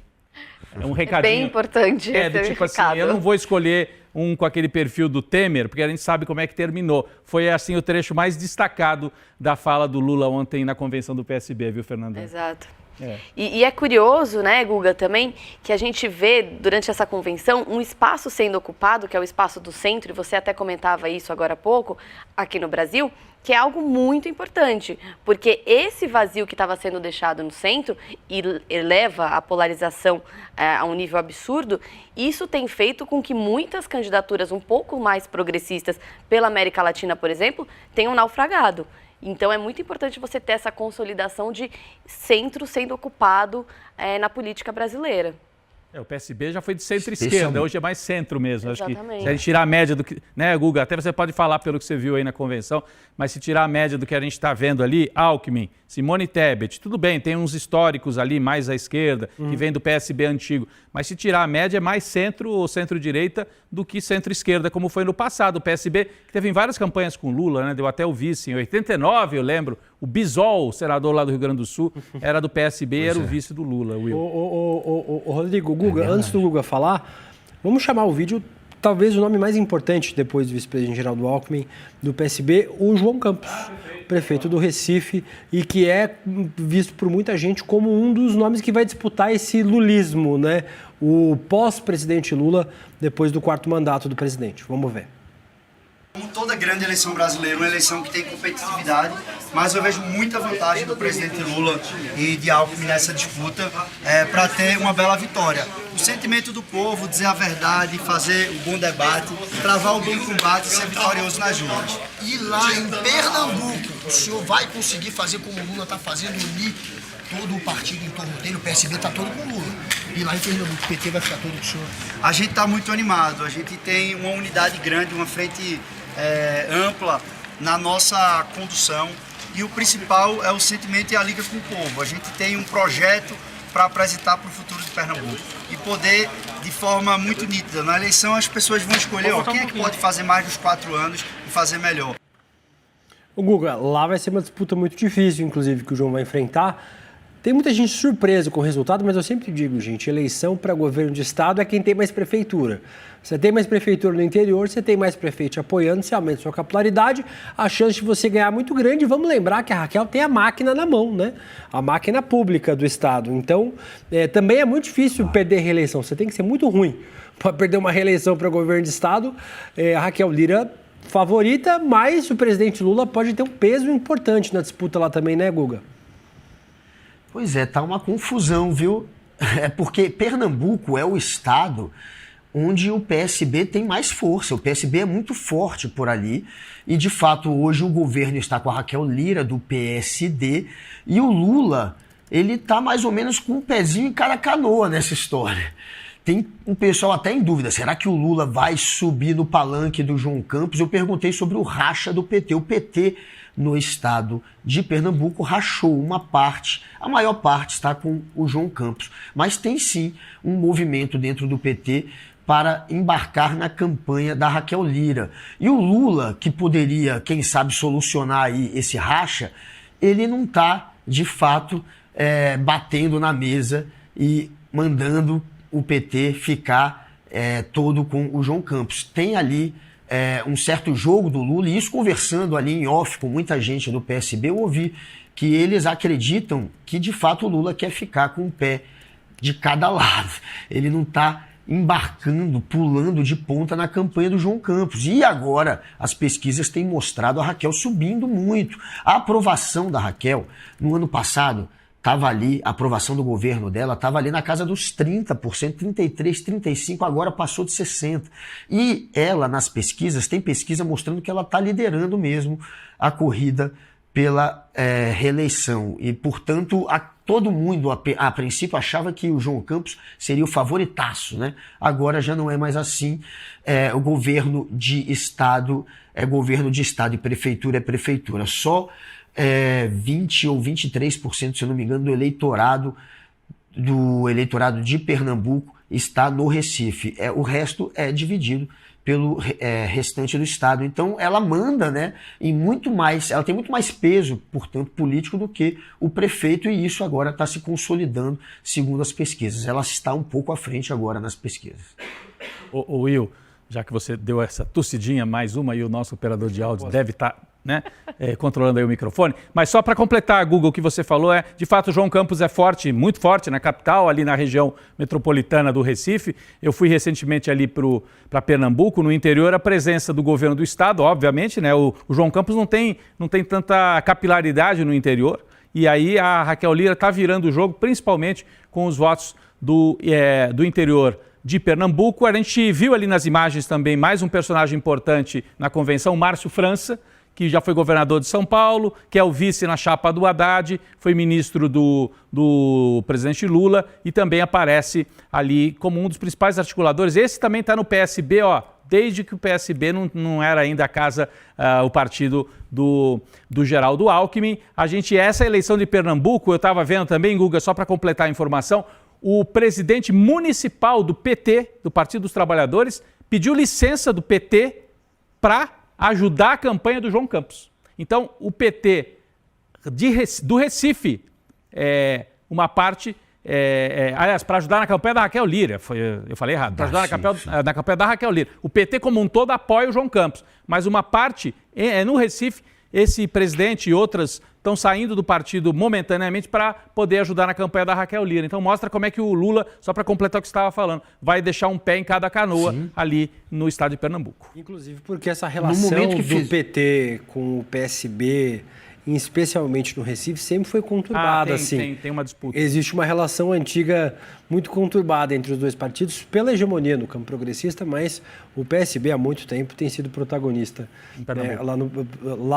Não só no Pernambuco, mas no Recife, né? O Recife é um espaço de disputa muito grande. A cidade já teve prefeitos do PT. uma rusga municipal entre o PT e o PSB lá. Talvez por isso a decisão do presidente municipal. Fernanda, vamos concluir? Eu estava até ontem, Guga, tentando entender como é que começou, como é que surgiu essa rusga, querendo relembrar. Por quê, né? Teve um momento que a Marília Reis, inclusive prima do João Campos, ela ficou de um lado quando ela estava no PT, agora ela está no PDT, vai ser candidata ao Senado junto dessa coligação. Agora ela está ao lado do primo e ao lado do Lula. Tá todo mundo junto, PT, PDT, PSB, teoricamente junto, né? Durante a coligação, durante a convenção, do PT para se firmar a aliança com João Campos, teve 86% de adesão favoráveis e teve aqueles 14% contrário a essa coligação. Agora, o racha começou, para a gente relembrar, foi quando o Eduardo Campos, o pai do João Campos, foi candidato a presidente e disputou contra o Lula naquele ano em que ele acabou, inclusive, o avião, o jatinho dele caiu. Ali ele se aproximou do Aécio. Ali ele fez acenos ao Aécio e foi ali que começou a separação, o racha entre PT e PSB em Pernambuco. Eu estava ontem, inclusive, conversando com muita gente que está envolvida no racha e eles me relembraram. A confusão começa no momento que Eduardo Campos acena para o Aécio, naquela eleição em que o jatinho dele caiu e aconteceu aquela tragédia, a morte dele. Fernanda. Eu acho que a gente vê realmente, mais uma vez, esse sinal das mudanças. A gente estava comentando, quando a gente imaginou, né, o Eduardo Campos sinalizando aí ao Aécio um cenário político tão diferente do que a gente vê hoje. E é importante acompanhar daqui para frente se o Lula vai ficar realmente com o pé em cada canoa, se vai ter uma prevalecência para algum dos lados, para a gente ver qual que vai ser o futuro dessa disputa. Muito bom. Guga Noblar, quero te agradecer demais a participação. Te vejo já às 11 da manhã naquele programa lá, no Rolê, tá bom? Maravilhoso. Estaremos juntos. Até logo. Tamo junto. E aí estarei outras vezes aqui no N1 com vocês, maravilhosos aqui. Adoro vocês todos. Bem-vindo. Até a próxima. Venha sempre, Guguinha. Gostamos muito de te receber aqui. Bom dia para você. Vamos falar agora, Rodrigo e Fernanda, sobre a disputa pelo Senado. Uma matéria excelente feita pelo nosso igualmente excelente repórter Kleber Lourenço, falando que a oposição pode alcançar a maioria absoluta no Senado a partir de 2027. Pela conta, direita, centro-direita e aliados do campo da oposição teriam condições de chegar a 41 das 81 cadeiras na casa, número necessário para controlar a maioria. O cálculo considera a composição atual do Senado, os senadores que permanecem no mandato até 2031 e as 54 vagas que estarão em disputa. Mostra pra gente, Rodrigo, o cenário atual nessas regiões. Eu vou aqui ao telão, isso aqui é um levantamento exaustivo feito pelo Kleber, que é o nosso companheiro. Está aqui na redação, né? Mais cedo entrou no Desperto, como ele faz todos os dias com o Panunzio, mas ele também alimenta o nosso portal com reportagens muitas vezes de denúncia, mas dessa vez uma reportagem para mapear como é que estão as eleições para o Senado. Como esperado, no Nordeste, o favoritismo para o Senado é de candidatos mais próximos ao presidente Lula. Eu vou passar rapidamente para a gente também não precisa esgotar o assunto, todos os estados, mas na Bahia o PT deve fazer as 2 vagas. No Ceará, uma disputa muito forte, tem um candidato aqui da direita, Capitão Wagner, que em muitas pesquisas aparece em primeiro lugar. Tem o Cid Gomes, que é do PSB, mais um do PSB, olha aqui, né? Aliado do presidente Lula. E a Luiziane Lins, ex-prefeita de Fortaleza, que vai tentar entrar nessa disputa aqui, para ver se fica também com a segunda vaga para o lado progressista. Inclusive, que era o nome histórico do PT e acabou deixando o partido, né? Foi para a Rede. Exatamente, a Luiziane vai concorrer pela Rede. Em Pernambuco, a gente falou bastante de Pernambuco, Marília Reis, Humberto Costa podem também levar as 2 vagas para o campo progressista. Na Paraíba, João Azevedo e Veneziano Vital também. Aqui o Veneziano é do MDB, mas é um MDB lulista. Se a gente puder dar uma passada aqui, no Nordeste, como eu falei, na maioria dos estados. Aqui no Piauí eu tenho dúvidas. O Kleber fez o levantamento, ele pegou sempre a última pesquisa. Em algumas o Ciro Nogueira aparece como um segundo nome, em outras ele aparece como terceiro ou quarto. Mas há uma disputa, o Marcelo Castro é mais próximo do Lula, né? No Maranhão também a gente tem a Rosiana Sarney, mais uma vez está se recuperando de um problema sério de saúde, deve ser candidata, e é do MDB próximo ao Lula. No Rio Grande do Norte, você tem o Stevenson Valentim, que é mais da direita, e a candidata do PT, que pode ficar com uma das vagas. Então, no Nordeste, como esperado, grande maioria de candidatos apoiados por Lula devem ficar deve ficar a maioria, né, com as vagas. Alagoas, ali tem uma disputa. Fala. Juro que não vou fazer comentário dos 27 estados, mas só um caso emblemático, o caso do Rio Grande do Norte. A governadora Fátima Bezerra ia ser candidata ao Senado, mas teve que desistir, porque o vice, que é do MDB, rompeu com ela. Ela teve que seguir governadora, desistir de ser candidata ao Senado para poder fazer disputa. Era uma eleição que estava dada no Rio Grande do Norte, agora já não é mais tão dada assim. Em Alagoas, a gente tem o Renan Calheiros, o Alfredo Gaspar, do PL, e então podia ficar uma vaga para cada lado aqui. Sergipe, André David e Eduardo Amorim são nomes assim mais da direita, mas que tem trânsito também com o governo. Vamos dar uma virada de página aqui para ir para outras regiões brasileiras e ver como é que está. Perigo à vista, porque a direita pode ter maioria, mas vamos também, olha, não é pelo levantamento do Kleber, a direita não vai ter maioria a ponto de ter 54 votos, que aí sim seria perigoso, porque daí eles poderiam ter maioria, inclusive, para derrubar ministro do Supremo. Então talvez não chegue a isso. Vamos lá, São Paulo. Hoje, Marina Silva e Simone Tebet estão na frente nas pesquisas. Eu ainda acho que a direita vai crescer na eleição para o Senado em São Paulo, porque os nomes da direita, do Tarcísio, são desconhecidos. O Senado é sempre na última semana que as pessoas decidem. Minas Gerais, Marília Campos, do PT, muito forte. E o Aécio Neves vai tentar para o Senado? Vamos ver, né? A Marília é bem provável que se eleja ex-prefeita de Contagem. Rio de Janeiro, Benedita da Silva, Marcelo Crivella, do Republicanos, disputam. E tem também o candidato do Eduardo Paes, o Pedro Paulo, que vai subir nas pesquisas porque ele é muito próximo. O Eduardo Paes vai puxar para cima. A gente pode ter Benedita e Pedro Paulo sendo eleitos no Rio de Janeiro, o que é muito importante porque daí você evita que a extrema-direita... Né? Vamos lembrar que o Rio de Janeiro é o estado por onde estava eleito o próprio Flávio Bolsonaro como senador. É o que eu ia dizer, até o último momento a gente pode ter o risco de ter um outro candidato, né? O Flávio Bolsonaro, candidato à reeleição, né? Tem que ver se ele deixa essa porta aberta. Espírito Santo, Renato Casagrande, que é do PSB, do campo lulista, e o Paulo Artung, que é um homem de centro-direita, mas não é um bolsonarista. É um antigo tucano. Esse aqui também, se for eleito, não vai fazer impeachment de ministro do Supremo. É oposição, talvez, ao Lula? Pode ser, mas sem ser de extrema-direita. Vamos passar para outras regiões do Brasil. Centro-Oeste, aí sim vai ser um rapa geral, provavelmente, para o lado da direita. Em Goiás, Gracinha Caiado, esposa, né, do Ronaldo Caiado, e Gustavo Gayer, meu Deus do céu, será que ele vai para o Senado? É provável. Ele vai atropelar as eleições todas. É um atropelador, inclusive dos adversários, nesse caso. Mato Grosso do Sul, Reinaldo Azambuja e Nelsinho Trade. O Nelsinho Trade, se ganhar, também é um homem que é de centro, mas não é bolsonarista, tá? É importante a gente observar. Mato Grosso, Janaína Riva e Mauro Mendes, aí nomes mais da direita. E nós temos o Sul, né? O Sul ou o Norte? Vamos ver para onde que nós vamos agora rapidinho. Sul. Olha, Rio Grande do Sul pode trazer uma surpresa boa, né? Assim como São Paulo, você tem nomes fortes para o Senado, né, Fernanda? A Manuela Dávila está em primeiro lugar nas pesquisas e aí tem vários nomes de direita se dividindo. Quem sabe o Paulo Pimenta consegue também disputar essa segunda vaga, mas o Germano Rigoto é candidato também lá do MDB, um homem que é de centro, né? O Germano Rigoto, que se ganhar a segunda vaga, é um homem de centro, não é lulista, mas também não é da extrema-direita, vem daquela tradição de Pedro Simão, etc, etc, né? Santa Catarina, aí aquela tragédia para quem acredita na democracia, porque Carlos Bolsonaro e Carol de Tone são os nomes mais fortes, e se não ganharem, o terceiro nome é o Esperidião Amin. Então, a situação ali, você sai do demônio e cai no coisa ruim. Paraná, Álvaro Dias e Alexandre Cury liderando. O Álvaro Dias é mais um que é de direita, mas não é a ponto de querer derrubar ministro do Supremo. Bem ao contrário, é ligado à turma do judiciário e tudo. Acho que faltou o norte do Brasil, né? Região norte, aí também em vários estados, liderança para a direita. No Acre, você tem Gladson Camelli e Márcio Bittar.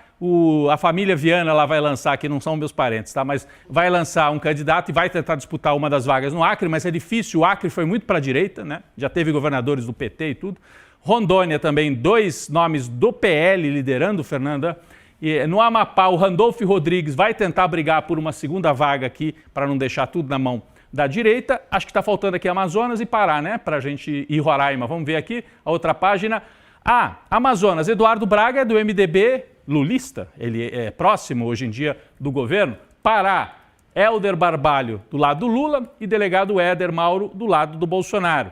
Tocantins, você tem um nome forte do PL e um outro nome mais de centro. Então você vai compondo assim os estados, faltou só Roraima, que a gente tem pouca pesquisa em Roraima, e faltou também o Distrito Federal, onde provavelmente Michele Bolsonaro, se for candidata, Fernanda, esse é um ponto de interrogação, e a Érica Cocai, gente, que vai dessa vez deixar de ser candidata a deputada para concorrer ao Senado e aparece muito bem nas pesquisas, a última pesquisa que a gente tem, a Érica Cocai com chance de disputar uma das vagas no Distrito Federal. Tem perigo sim. O levantamento mostra que a maioria do Senado ficaria ou com a centro-direita ou com a extrema-direita. Mas eu tenho assim, uma tendência de olhar para esses nomes, como a gente passou aqui, tem muitos que não são bolsonaristas a ponto de querer derrubar ministro do Supremo Tribunal Federal.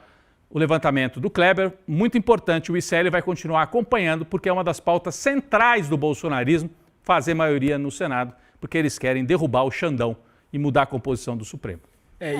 Fernanda, é importante também lembrar que falta muito tempo para as eleições para o Senado, o jogo vai mudar bastante, né? Rodrigo lembrou muito bem, a eleição do Senado se define nas últimas semanas e tem muita gente que nem conhece os candidatos, Sim. Não sabe quem é candidato, por isso que a situação em São Paulo é preocupante. Os dois nomes são nomes com muito... recall, né? O tal do recall eleitoral, né? Duas ex-candidatas à presidência da República. Uhum. Então a situação deve mudar bastante ainda, é torcer para que o levantamento do Kleber chegue mal nas eleições de 2026 e a gente tenha o número de progressistas ou pelo menos de candidatos de centro eleitos maiores do que nomes da direita e da extrema-direita. E é importante que o eleitor comece a se aprofundar em quem são os candidatos, porque essa é uma eleição crucial. A gente tem visto nos últimos meses a quantidade de pautas bomba que estão passando aí no Congresso, pautas preocupantes. É importante que a gente tenha senadoras mulheres para defender as pautas femininas de verdade no Congresso. Então, eu acho que esse é um alerta importante, né, para os eleitores, para as eleitoras, ficarem de olho em quem são esses candidatos, candidatas, e votarem bem aí para o Congresso Nacional. Poucas mulheres, mais uma vez, né, Fernanda? Poucas mulheres. Você reparou ali, né? Eu também estava olhando isso enquanto eu falava. Infelizmente, poucas mulheres. Por sorte, temos mulheres assim progressistas que vão pensar de fato na pauta feminina, mas em pouco número. Manuela Dávila, no Rio Grande do Sul, tem chance, Érica Cocai. E aqui em São Paulo, as duas que o Will acabou de citar, né? A Simone Tebet e a Marina Silva, que são do campo progressista, assim, do campo lulista, vamos dizer. Não, a Marina é progressista, sim, mas a Simone Tebet do campo mais do Lula. Vamos ver se chegam, porque só para quem não é de São Paulo, você tem 3 candidatos fortes da direita em São Paulo, né? O ex-secretário de Segurança, o Derrite, o ex-ministro do Meio Ambiente, que não é da chapa oficial do bolsonarismo, mas tem voto, que é o Salles, e tem um tal de André do Prado, que é ex-presidente da Assembleia Legislativa, que vai ser puxado pelo Tarcísio, porque esse sim é homem do Tarcísio. A hora que o Tarcísio colar com esse cara, é capaz que ele suba nas pesquisas. Como tem 3 da direita e mais o Paulinho da Força, pode ser que eles se dividam e aí sobra espaço para as candidatas progressistas ganharem uma ou as 2 vagas, mas pelo menos uma aqui em São Paulo. Como tem 3 da direita e o Paulinho da Força, que também é de direita, a gente vai continuar acompanhando aí as pesquisas para o Senado e para todos os outros cargos também. O ICL entrou muito no modo eleição a partir dessa semana, pessoal. Essa semana, inclusive, Rodrigo, última oportunidade de você levar, sabe o que, para sua casa? A nossa casa, que já não é mais confidencial, né, gente? Já está uma semana... Aquele negócio da minha arma secreta, já estamos mostrando há uma semana, não é tão secreta assim. Mas a nossa caixa confidencial, que minha chefe ontem disse que vai para casa a caixa mesmo. Eu vi que você falou ontem no N1, vai embaladinha a caixa mesmo, então... Não é só o conteúdo que vai a caixinha toda. Você virou assinante vitalício do ICL, vai pagar uma vez só, Rodrigo. Nunca mais vai pagar. E aí você vai ter acesso a mais de 330 cursos, vai ter acesso ao ICL+, nossa plataforma de vídeos, as nossas produções, o filme do Flávio Bolsonaro, que a gente rodou na semana passada. Excepcional filme. As próximas produções é vitalício, gente. Você vai ter para sempre, não vai pagar mais. Os próximos filmes, as próximas séries, todas as adições aos cursos que nós temos. E também, obviamente, isso é importante, Rodrigo, eu queria que você falasse sobre isso, financia o jornalismo independente do ICL. Cada veículo tem seu modelo de financiamento. Alguns veículos usam a monetização do YouTube, o Superchat, patrocínio, publicidade. Cada lugar tem sua peculiaridade. Aqui no ICL nós temos a nossa, que é o financiamento exclusivo pelos alunos do ICL. É o modelo de negócio do ICL. Eu acho que cada um faz a sua estratégia e ninguém é melhor do que ninguém, mas olha, funciona muito bem o esquema aqui do ICL. Então você vira membro do ICL para ter direito a curso, ganha também esses presentes, nesse caso aqui com a promoção, né, para assinar o vitalício. Aí você ganha esses presentes que estão aqui na tela. Mas além dos cursos, além de ter acesso ao streaming com documentários muito interessantes, como esse que acabou de rodar sobre o Flávio Bolsonaro, tem também sobre o Malafaia, tem uma série de materiais ali. Mas além de tudo isso, e talvez seja até o mais importante, pelo menos para nós que trabalhamos com jornalismo e para você que nos acompanha aqui, é manter a equipe do ICL, porque é daí que vem os recursos. Para manter a equipe trabalhando, para manter o Kleber Lourenço fazendo matéria sobre o Senado, para manter os nossos convidados aqui, os nossos jornalistas fixos e também a equipe de jornalismo investigativo. E tudo isso junto vem desse financiamento através da assinatura no ICL. E como se isso não fosse o bastante, já é suficiente, só isso aí já dá para você virar assinante. Vitalício. Ainda leva para casa revista liberta impressa e auditável, Fernanda, para não ter reclamação. Sobre o filho 01 do Bolsonaro, o herdeiro de Jair. Aqui tem o resumo da denúncia do Ministério Público do Rio de Janeiro contra o Flávio Bolsonaro, documento histórico para você ter na sua casa. Denúncia. Exatamente, denúncia do Ministério Público. O livro O Negócio do Jair, da nossa querida Juliana Dalpiva, autografado pela Juliana. Vai ficar com dor na mão, Juliana. Vai ter muita gente para autografar livro. E Como as Democracias Morrem, um livro importante para entender como a extrema-direita tem vicejado ao redor do mundo. Tudo isso aqui, ó, descobri ontem que a caixinha vai junto, vai fechado na caixinha para sua casa, você virando assinante vitalício do ICL nesta semana. Então não perca tempo, icln1.com.br para virar assinante. Muito obrigado a todo mundo que já está virando assinante neste momento. Dito isso, Rodrigo Viana. Vamos lá. Fernanda Simas. Vamos chamar ele. E agora é terça e quinta. Opa. Semana passada ele falou, não dá mais para eu falar do Palmeiras. Fala hoje, Juca Kfouri. Mas por que falar do Palmeiras? Porque ele vinha na segunda, aí ele podia ficar me cutucando. Agora tem quinta. Você esqueceu que tinha quinta, Juca Kfouri? Não, eu não esqueci que tinha quinta. Bom dia, Fernanda. Bom dia, Rodrigo. Bom dia, Billy. Eu não, de forma alguma esqueci que tinha quinta. Ao contrário, eu aproveito a oportunidade nesta quinta-feira para declarar a minha perplexidade com o que aconteceu ontem no Barradão. Ontem foi esquisito mesmo. Ontem foi. Porque realmente...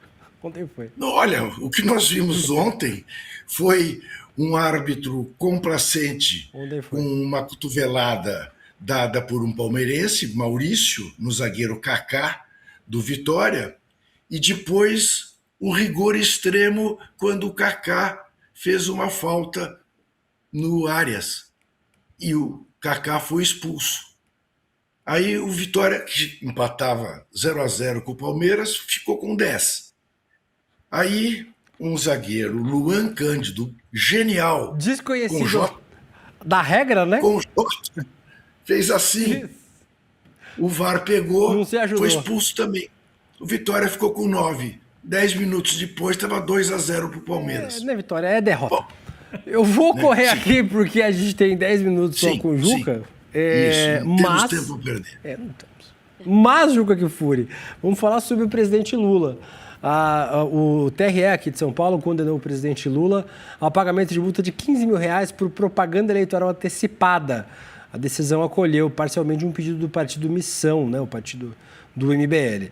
A legenda questionou declarações feitas por Lula durante um evento transmitido no dia 19 de maio de 2026, em que o presidente disse o seguinte... Lê para mim, Rodrigo, por favor, o que disse o presidente Lula. Olha, não tenho nenhuma preocupação de reivindicar, sabe? Vá atrás do Bolo, se ele não atender vocês, vá atrás do Alckmin, se ele não atender, vá atrás, não da Janja, do ministro do Comércio, vai atrás do Sidônio Palmeira, só não mexam com a Janja, não mexam, e nem com a Simone, nem com a Marina. O que vocês podem fazer com elas um dia é dar voto para as duas, só isso, um dia, sabe? E aí o TRE entendeu que isso era pedido antecipado de voto, é isso, né, Will? Para a Missão, o Lula pediu votos em favor das ex-ministras do governo e pré-candidatas ao Senado em São Paulo. A defesa do presidente Lula pode recorrer ao TRE ou depois ao TSE. O Lula marcou bobeira, Juca Kfouri, ou só a oposição que pode fazer propaganda antecipada? Pois é, né? Vamos botar as coisas em pratos bem limpos, né? E sem hipocrisia. Esses rigores da legislação passam assim muito perto do ridículo, não é? Porque o que você espera? Que em véspera de eleição, candidaturas meio postas, como estavam postas as candidaturas da Marina e da Simone, você não faça nenhuma referência a elas, faça de conta que elas não são candidatas. Além do mais, o que significam 15 mil reais de multa, né? Além de uma sinalização? Bom, e o partido Missão não está fazendo campanha muito antes do Lula ter feito esta frase? Né? É claro, o Lula sabia que as duas seriam candidatas, evidentemente que sabia. Mas será que isto tem alguma gravidade, ele numa cerimônia pública fazer referência a ambas? E então o pessoal do Missão não para de fazer campanha desde novembro passado, né? E não passou nada. Bom, alguém poderá dizer, mas o PT entrou no Tribunal Regional Eleitoral pedindo punição? Talvez não tenha, porque quer competir de uma maneira mais verdadeira, né? Menos hipócrita, como o Missão está fazendo nesse caso. Né? E o Flávio Bolsonaro não está fazendo campanha desde sempre? Né? Como é que fica? Como é que ficará o que a gente viu no domingo em São Paulo, né? Com inteligência artificial negada por Jair Bolsonaro, como se ele não tivesse nenhuma responsabilidade nisso? Será aceito este argumento?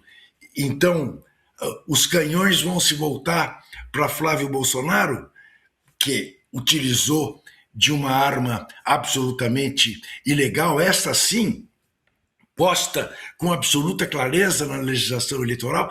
Enfim, estamos falando de uma grande hipocrisia, de uma grande demagogia por parte deste ministro, deste julgador, deste juiz que decretou aí, sentenciou esta multa de 15 mil reais, que, repito, sai no xixi. Que importância tem numa campanha presidencial uma multa de 15 mil? Isso abre a porta para dizer, olha, transgridam a legislação eleitoral como quiserem, porque a multa é irrisória. É uma bobagem, não passa de uma bobagem. Concordo com o Juca, o Rodrigo, em especial na parte de que parece que há 2 pesos, 2 medidas. Assim. As campanhas, gente, tem um fundo só para isso, tá? Queria dizer para vocês. Que é fundo para pagar multa. Você sabe que vai ter uns probleminha ali, que você vai descumprir uma regrinha ou outra, e aí você faz a conta. Mais ou menos que nem o cartão amarelo antigo, o Juca sabe. Antigamente a Libertadores pagava multa para cartão amarelo e cartão vermelho, né? Não tinha suspensão. Aí você vai fazer tal transgressão, quanto vai custar? Politicamente e financeiramente. Assim, é bem difícil essa defesa. O Lula pediu voto. Ponto. Falou, ó, vota nas duas. Um dia. Mas esse ano as duas são candidatas, né? É meio difícil defender. O que eu acho é que realmente há 2 pesos, 2 medidas, né? Nessa história. Acho que tem gente aí que pagou multa de menos. Tem gente pagando multa de mais, tem gente pagando multa de menos nessa história. Não, eu ia até agora que eu vi o nome do Boulos. Essa decisão foi aqui no Tribunal de São Paulo, não é isso, Will? Você pode me socorrer? Então, sim. Gente, o que aconteceu na eleição de São Paulo, não é assim, o TRE foi rápido para julgar essa frase aí do Lula, o tribunal, acho que foi até em primeiríssima instância, e aquele episódio do governador que com as urnas abertas acusa o Boulos de ser ligado ao PCC, do salve do PCC, usa a máquina do Estado ali dentro de um evento do governo de São Paulo para fazer um ataque direto e mentiroso, né, além de tudo, contra o Boulos ali. Não aconteceu nada. O Tarcísio não respondeu por isso até hoje. Não teve nem multa que fosse, mas ali é muito mais grave, né? Então, e aí eles são rápidos para pegar o Pablo Marçal, ali foram. Para dar uma multa para o Lula, mas o Tarcísio, que é governador de São Paulo, sai liso dessa, viu, Fernanda? É a hipocrisia que o Juca estava comentando, é exatamente isso. A gente viu esse absurdo na eleição acontecer contra o Boulos e a gente vai continuar vendo o Tarcísio impune aí sobre isso. É isso.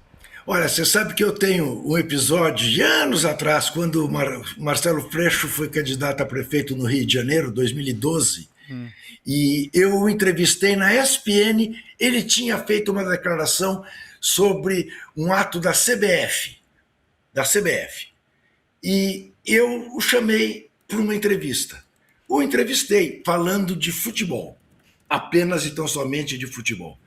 E quando terminou a entrevista, eu me despedi dele, dizendo: olha, senhor Freixo, eu lamento não ter título de eleitor no Rio de Janeiro. Votaria no senhor. Ele era deputado estadual. Eis que um pré-candidato do PSDB, agora me foge o nome, pediu mesmo espaço. E eu respondi que não, porque ele não tinha falado nada de futebol, não havia motivo, né? Ele foi ao Tribunal Regional Eleitoral e conseguiu que eu, o Freixo e a ESPN fôssemos multados, cada um em R$5 mil. Meu Deus. E não tinha o menor sentido, quer dizer, como se um entrevistador não pudesse manifestar: olha, gostei aqui do que o senhor falou, eu, se pudesse votar, votaria no Rio de Janeiro, votaria no senhor. Alguém dirá: ah, bom, mas você sabia que ele ia ser candidato? Sim, eu sabia, e daí? Né? Que gravidade tem isso? Né? E isto justifica um pedido de igual tempo de um outro candidato? Está mal parado. Não é por aí. Juquinha, quero lhe mandar um grande beijo e dizer que nós nos vemos na terça-feira, meu querido. Na terça-feira que vem, exatamente. Tenham vocês todos um bom final de semana e vamos, que as coisas pela frente não serão fáceis, mas temos que olhar com otimismo e perseverança. Boa, Juca. Mas veremos a vitória. Não houve vitória, a vitória. Hoje foi dia de criticar os juízes, né? Hoje foi dia de criticar criticar juízes. Exatamente. Mas eu faço que nem o presidente Lula, eu falo: segue o líder. Isso aí. Valeu, Ju. O sagrado direito de criticar o juiz. Exatamente. Porque essa bobagem que se diz: olha, justiça você cumpre, sentença você cumpre.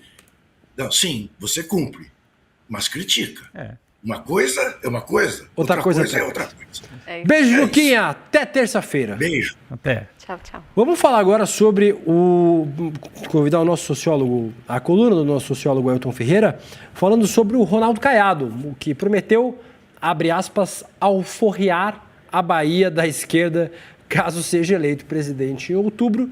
A declaração, claro, com toda razão, gerou repercussão por demonstrar preconceito e ignorância contra parte de um povo para quem se quer governar. Vamos ouvir o que diz a coluna de hoje do sociólogo Ailton Ferreira. Comunidade do ICL Notícias. Quando a gente pensa que vai descansar um pouquinho, a gente não consegue porque o racismo não deixa.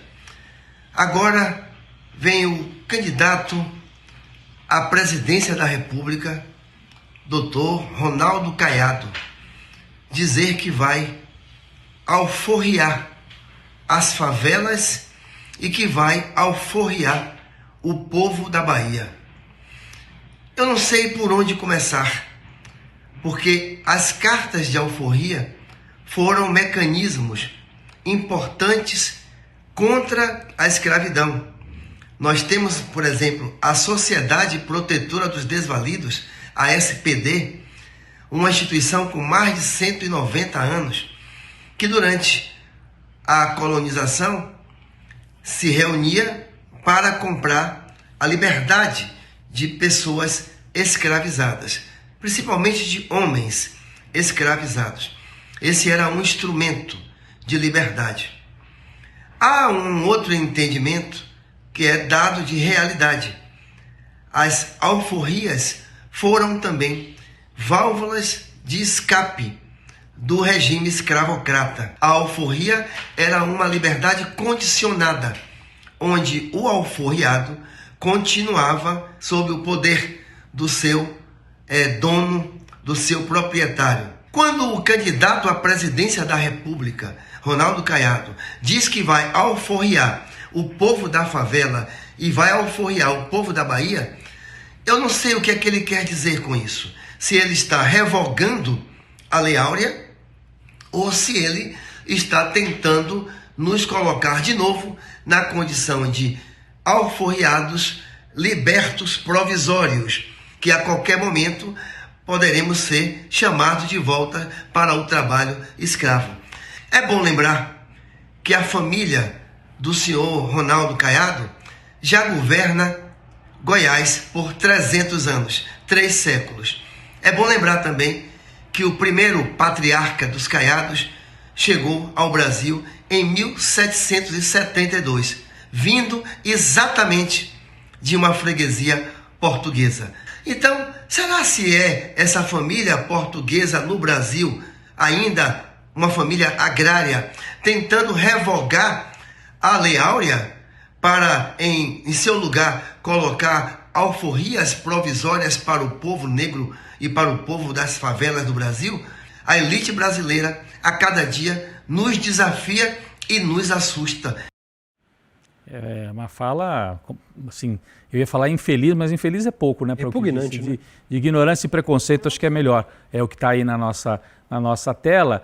E olha que o Caiado é apresentado como aquele que seria o moderado da direita, né? A alternativa ao bolsonarismo. Então, você tinha o Bolsonaro pai em 2018 debochando dos quilombolas, debochou, riu, dentro de um clube da Hebraica lá no Rio de Janeiro. E agora você tem o Caiado, que seria da ala moderada da direita, que aí, como lembrou aí o Ailton, é descendente de uma família que governou o Brasil na época da escravidão. Governava Exatamente. Goiás já no século XIX, Fernando, olha só. Então, a herança escravocrata está na alma da família Caiado e é isso que ele deixou escapar com essa fala sobre a Bahia. Não dá para conceber um candidato presidenciável falar uma coisa dessa, é repugnante. É repugnante. Ele estava querendo dar apoio para o ACM, era isso que ele estava fazendo lá, né? Dizendo nós vamos, entre aspas, eu não vou usar a palavra que ele usou, mas nós vamos libertar a Bahia. Vai libertar trazendo a família ACM de volta? Isso. É uma ótima libertação. Você devolve libertando para quem antes tratava a Bahia como sua propriedade. Feudo. Vamos fechar a enquete no Papo Legal. As opções que a gente tinha disponíveis era... a pergunta era: defesa de Bolsonaro negou participação no vídeo de A e se, na sua avaliação, a estratégia faz o quê? Põe no telão para mim aqui, para eu enxergar, menines, por favor. Ganhou, faz as duas coisas, viu? Isso, faz as duas coisas. Protege o Jair e complica o Flávio, também acho. As duas coisas. Concordo com vocês. Também votaria nessa. Do Papo Legal. Do Papo Legal, que hoje tem a participação, é uma moça nova aí, Rodrigo. Uma jovem, tem muito potencial. Conhece ela no Papo Legal hoje? Uma tal de Laura, né? Uma tal de Laura, 5h30 da tarde, Laura Couto, minha querida Laura Couto, estará no Papo Legal conversando com vocês lá na sala Papo Legal com a redação. Então participem desse papo com a Laura Couto. Queria muito agradecer a presença de você mais uma vez aqui. Você volta amanhã, Rodrigo Viana, amanhã não? Não, semana que vem eu estarei também 2 vezes por aqui. Amanhã acho que, se não me engano, é o Chico Sá. Muito bem. Então, muito obrigado pela participação mais uma vez aqui comigo. É um prazer, Will. Todo mundo no N1, Rodrigo. É isso, mostrando a força da equipe. Um jornalismo feito por equipe aqui no ICL, acreditando nesse trabalho de muita gente. E é isso que nós estamos fazendo aqui todo dia. Fernanda, obrigado por ter vindo com a gente mais uma vez. Obrigada. Volte mais vezes, viu? Estamos com saudade. É só chamar. Obrigada, gente. Viu? Agora você fica com o ICL Rádio News, com a Roberta Garcia e com o Lucas Rocha, trazendo as notícias mais quentes do dia. Hoje eles vão repercutir as novas rodadas de pesquisa e também os efeitos dessa tragédia climática na região sul e sudeste do Brasil. Na sequência tem ICL Mercado Investimentos com a inoxidável Débora Baganha e depois eu vou correr para o meu estúdio porque 11 horas tem rolê lá no canal Deluca a partir das 11 horas da manhã. Eu e Guga Noblar aguardo vocês por lá e aguardo vocês aqui amanhã no ICL N1 a partir das 8 horas da manhã. Tchau! Finalmente, as inscrições para o ICL Vitalício abriram. Você pode acabar com as taxas de renovação e garantir o seu lugar definitivo no maior movimento de pensamento crítico do Brasil. Com apenas um pagamento, você destrava acesso para sempre a todos os nossos cursos, documentários nacionais e internacionais e a todo o nosso conteúdo independente. Preparamos a maior oferta da história do ICL, acompanhada de um mega pacote exclusivo para quem garantir a vaga hoje. Não deixe a sua formação e a sua informação dependerem de mensalidades futuras. Garanta seu acesso hoje mesmo. No ICL, o conhecimento transforma realidades. São mais de 300 cursos com alguns dos maiores nomes do Brasil, em economia, política, filosofia, história, finanças pessoais, autoconhecimento e muito mais. Aqui, cada aluno faz parte de um projeto único, 100% independente e financiado pelos próprios estudantes. É graças a quem se torna aluno que o ICL existe e o jornalismo livre chega até você. Se inscreva agora em icl.com.br e torne-se aluno. Estude, apoie e faça parte da revolução do conhecimento.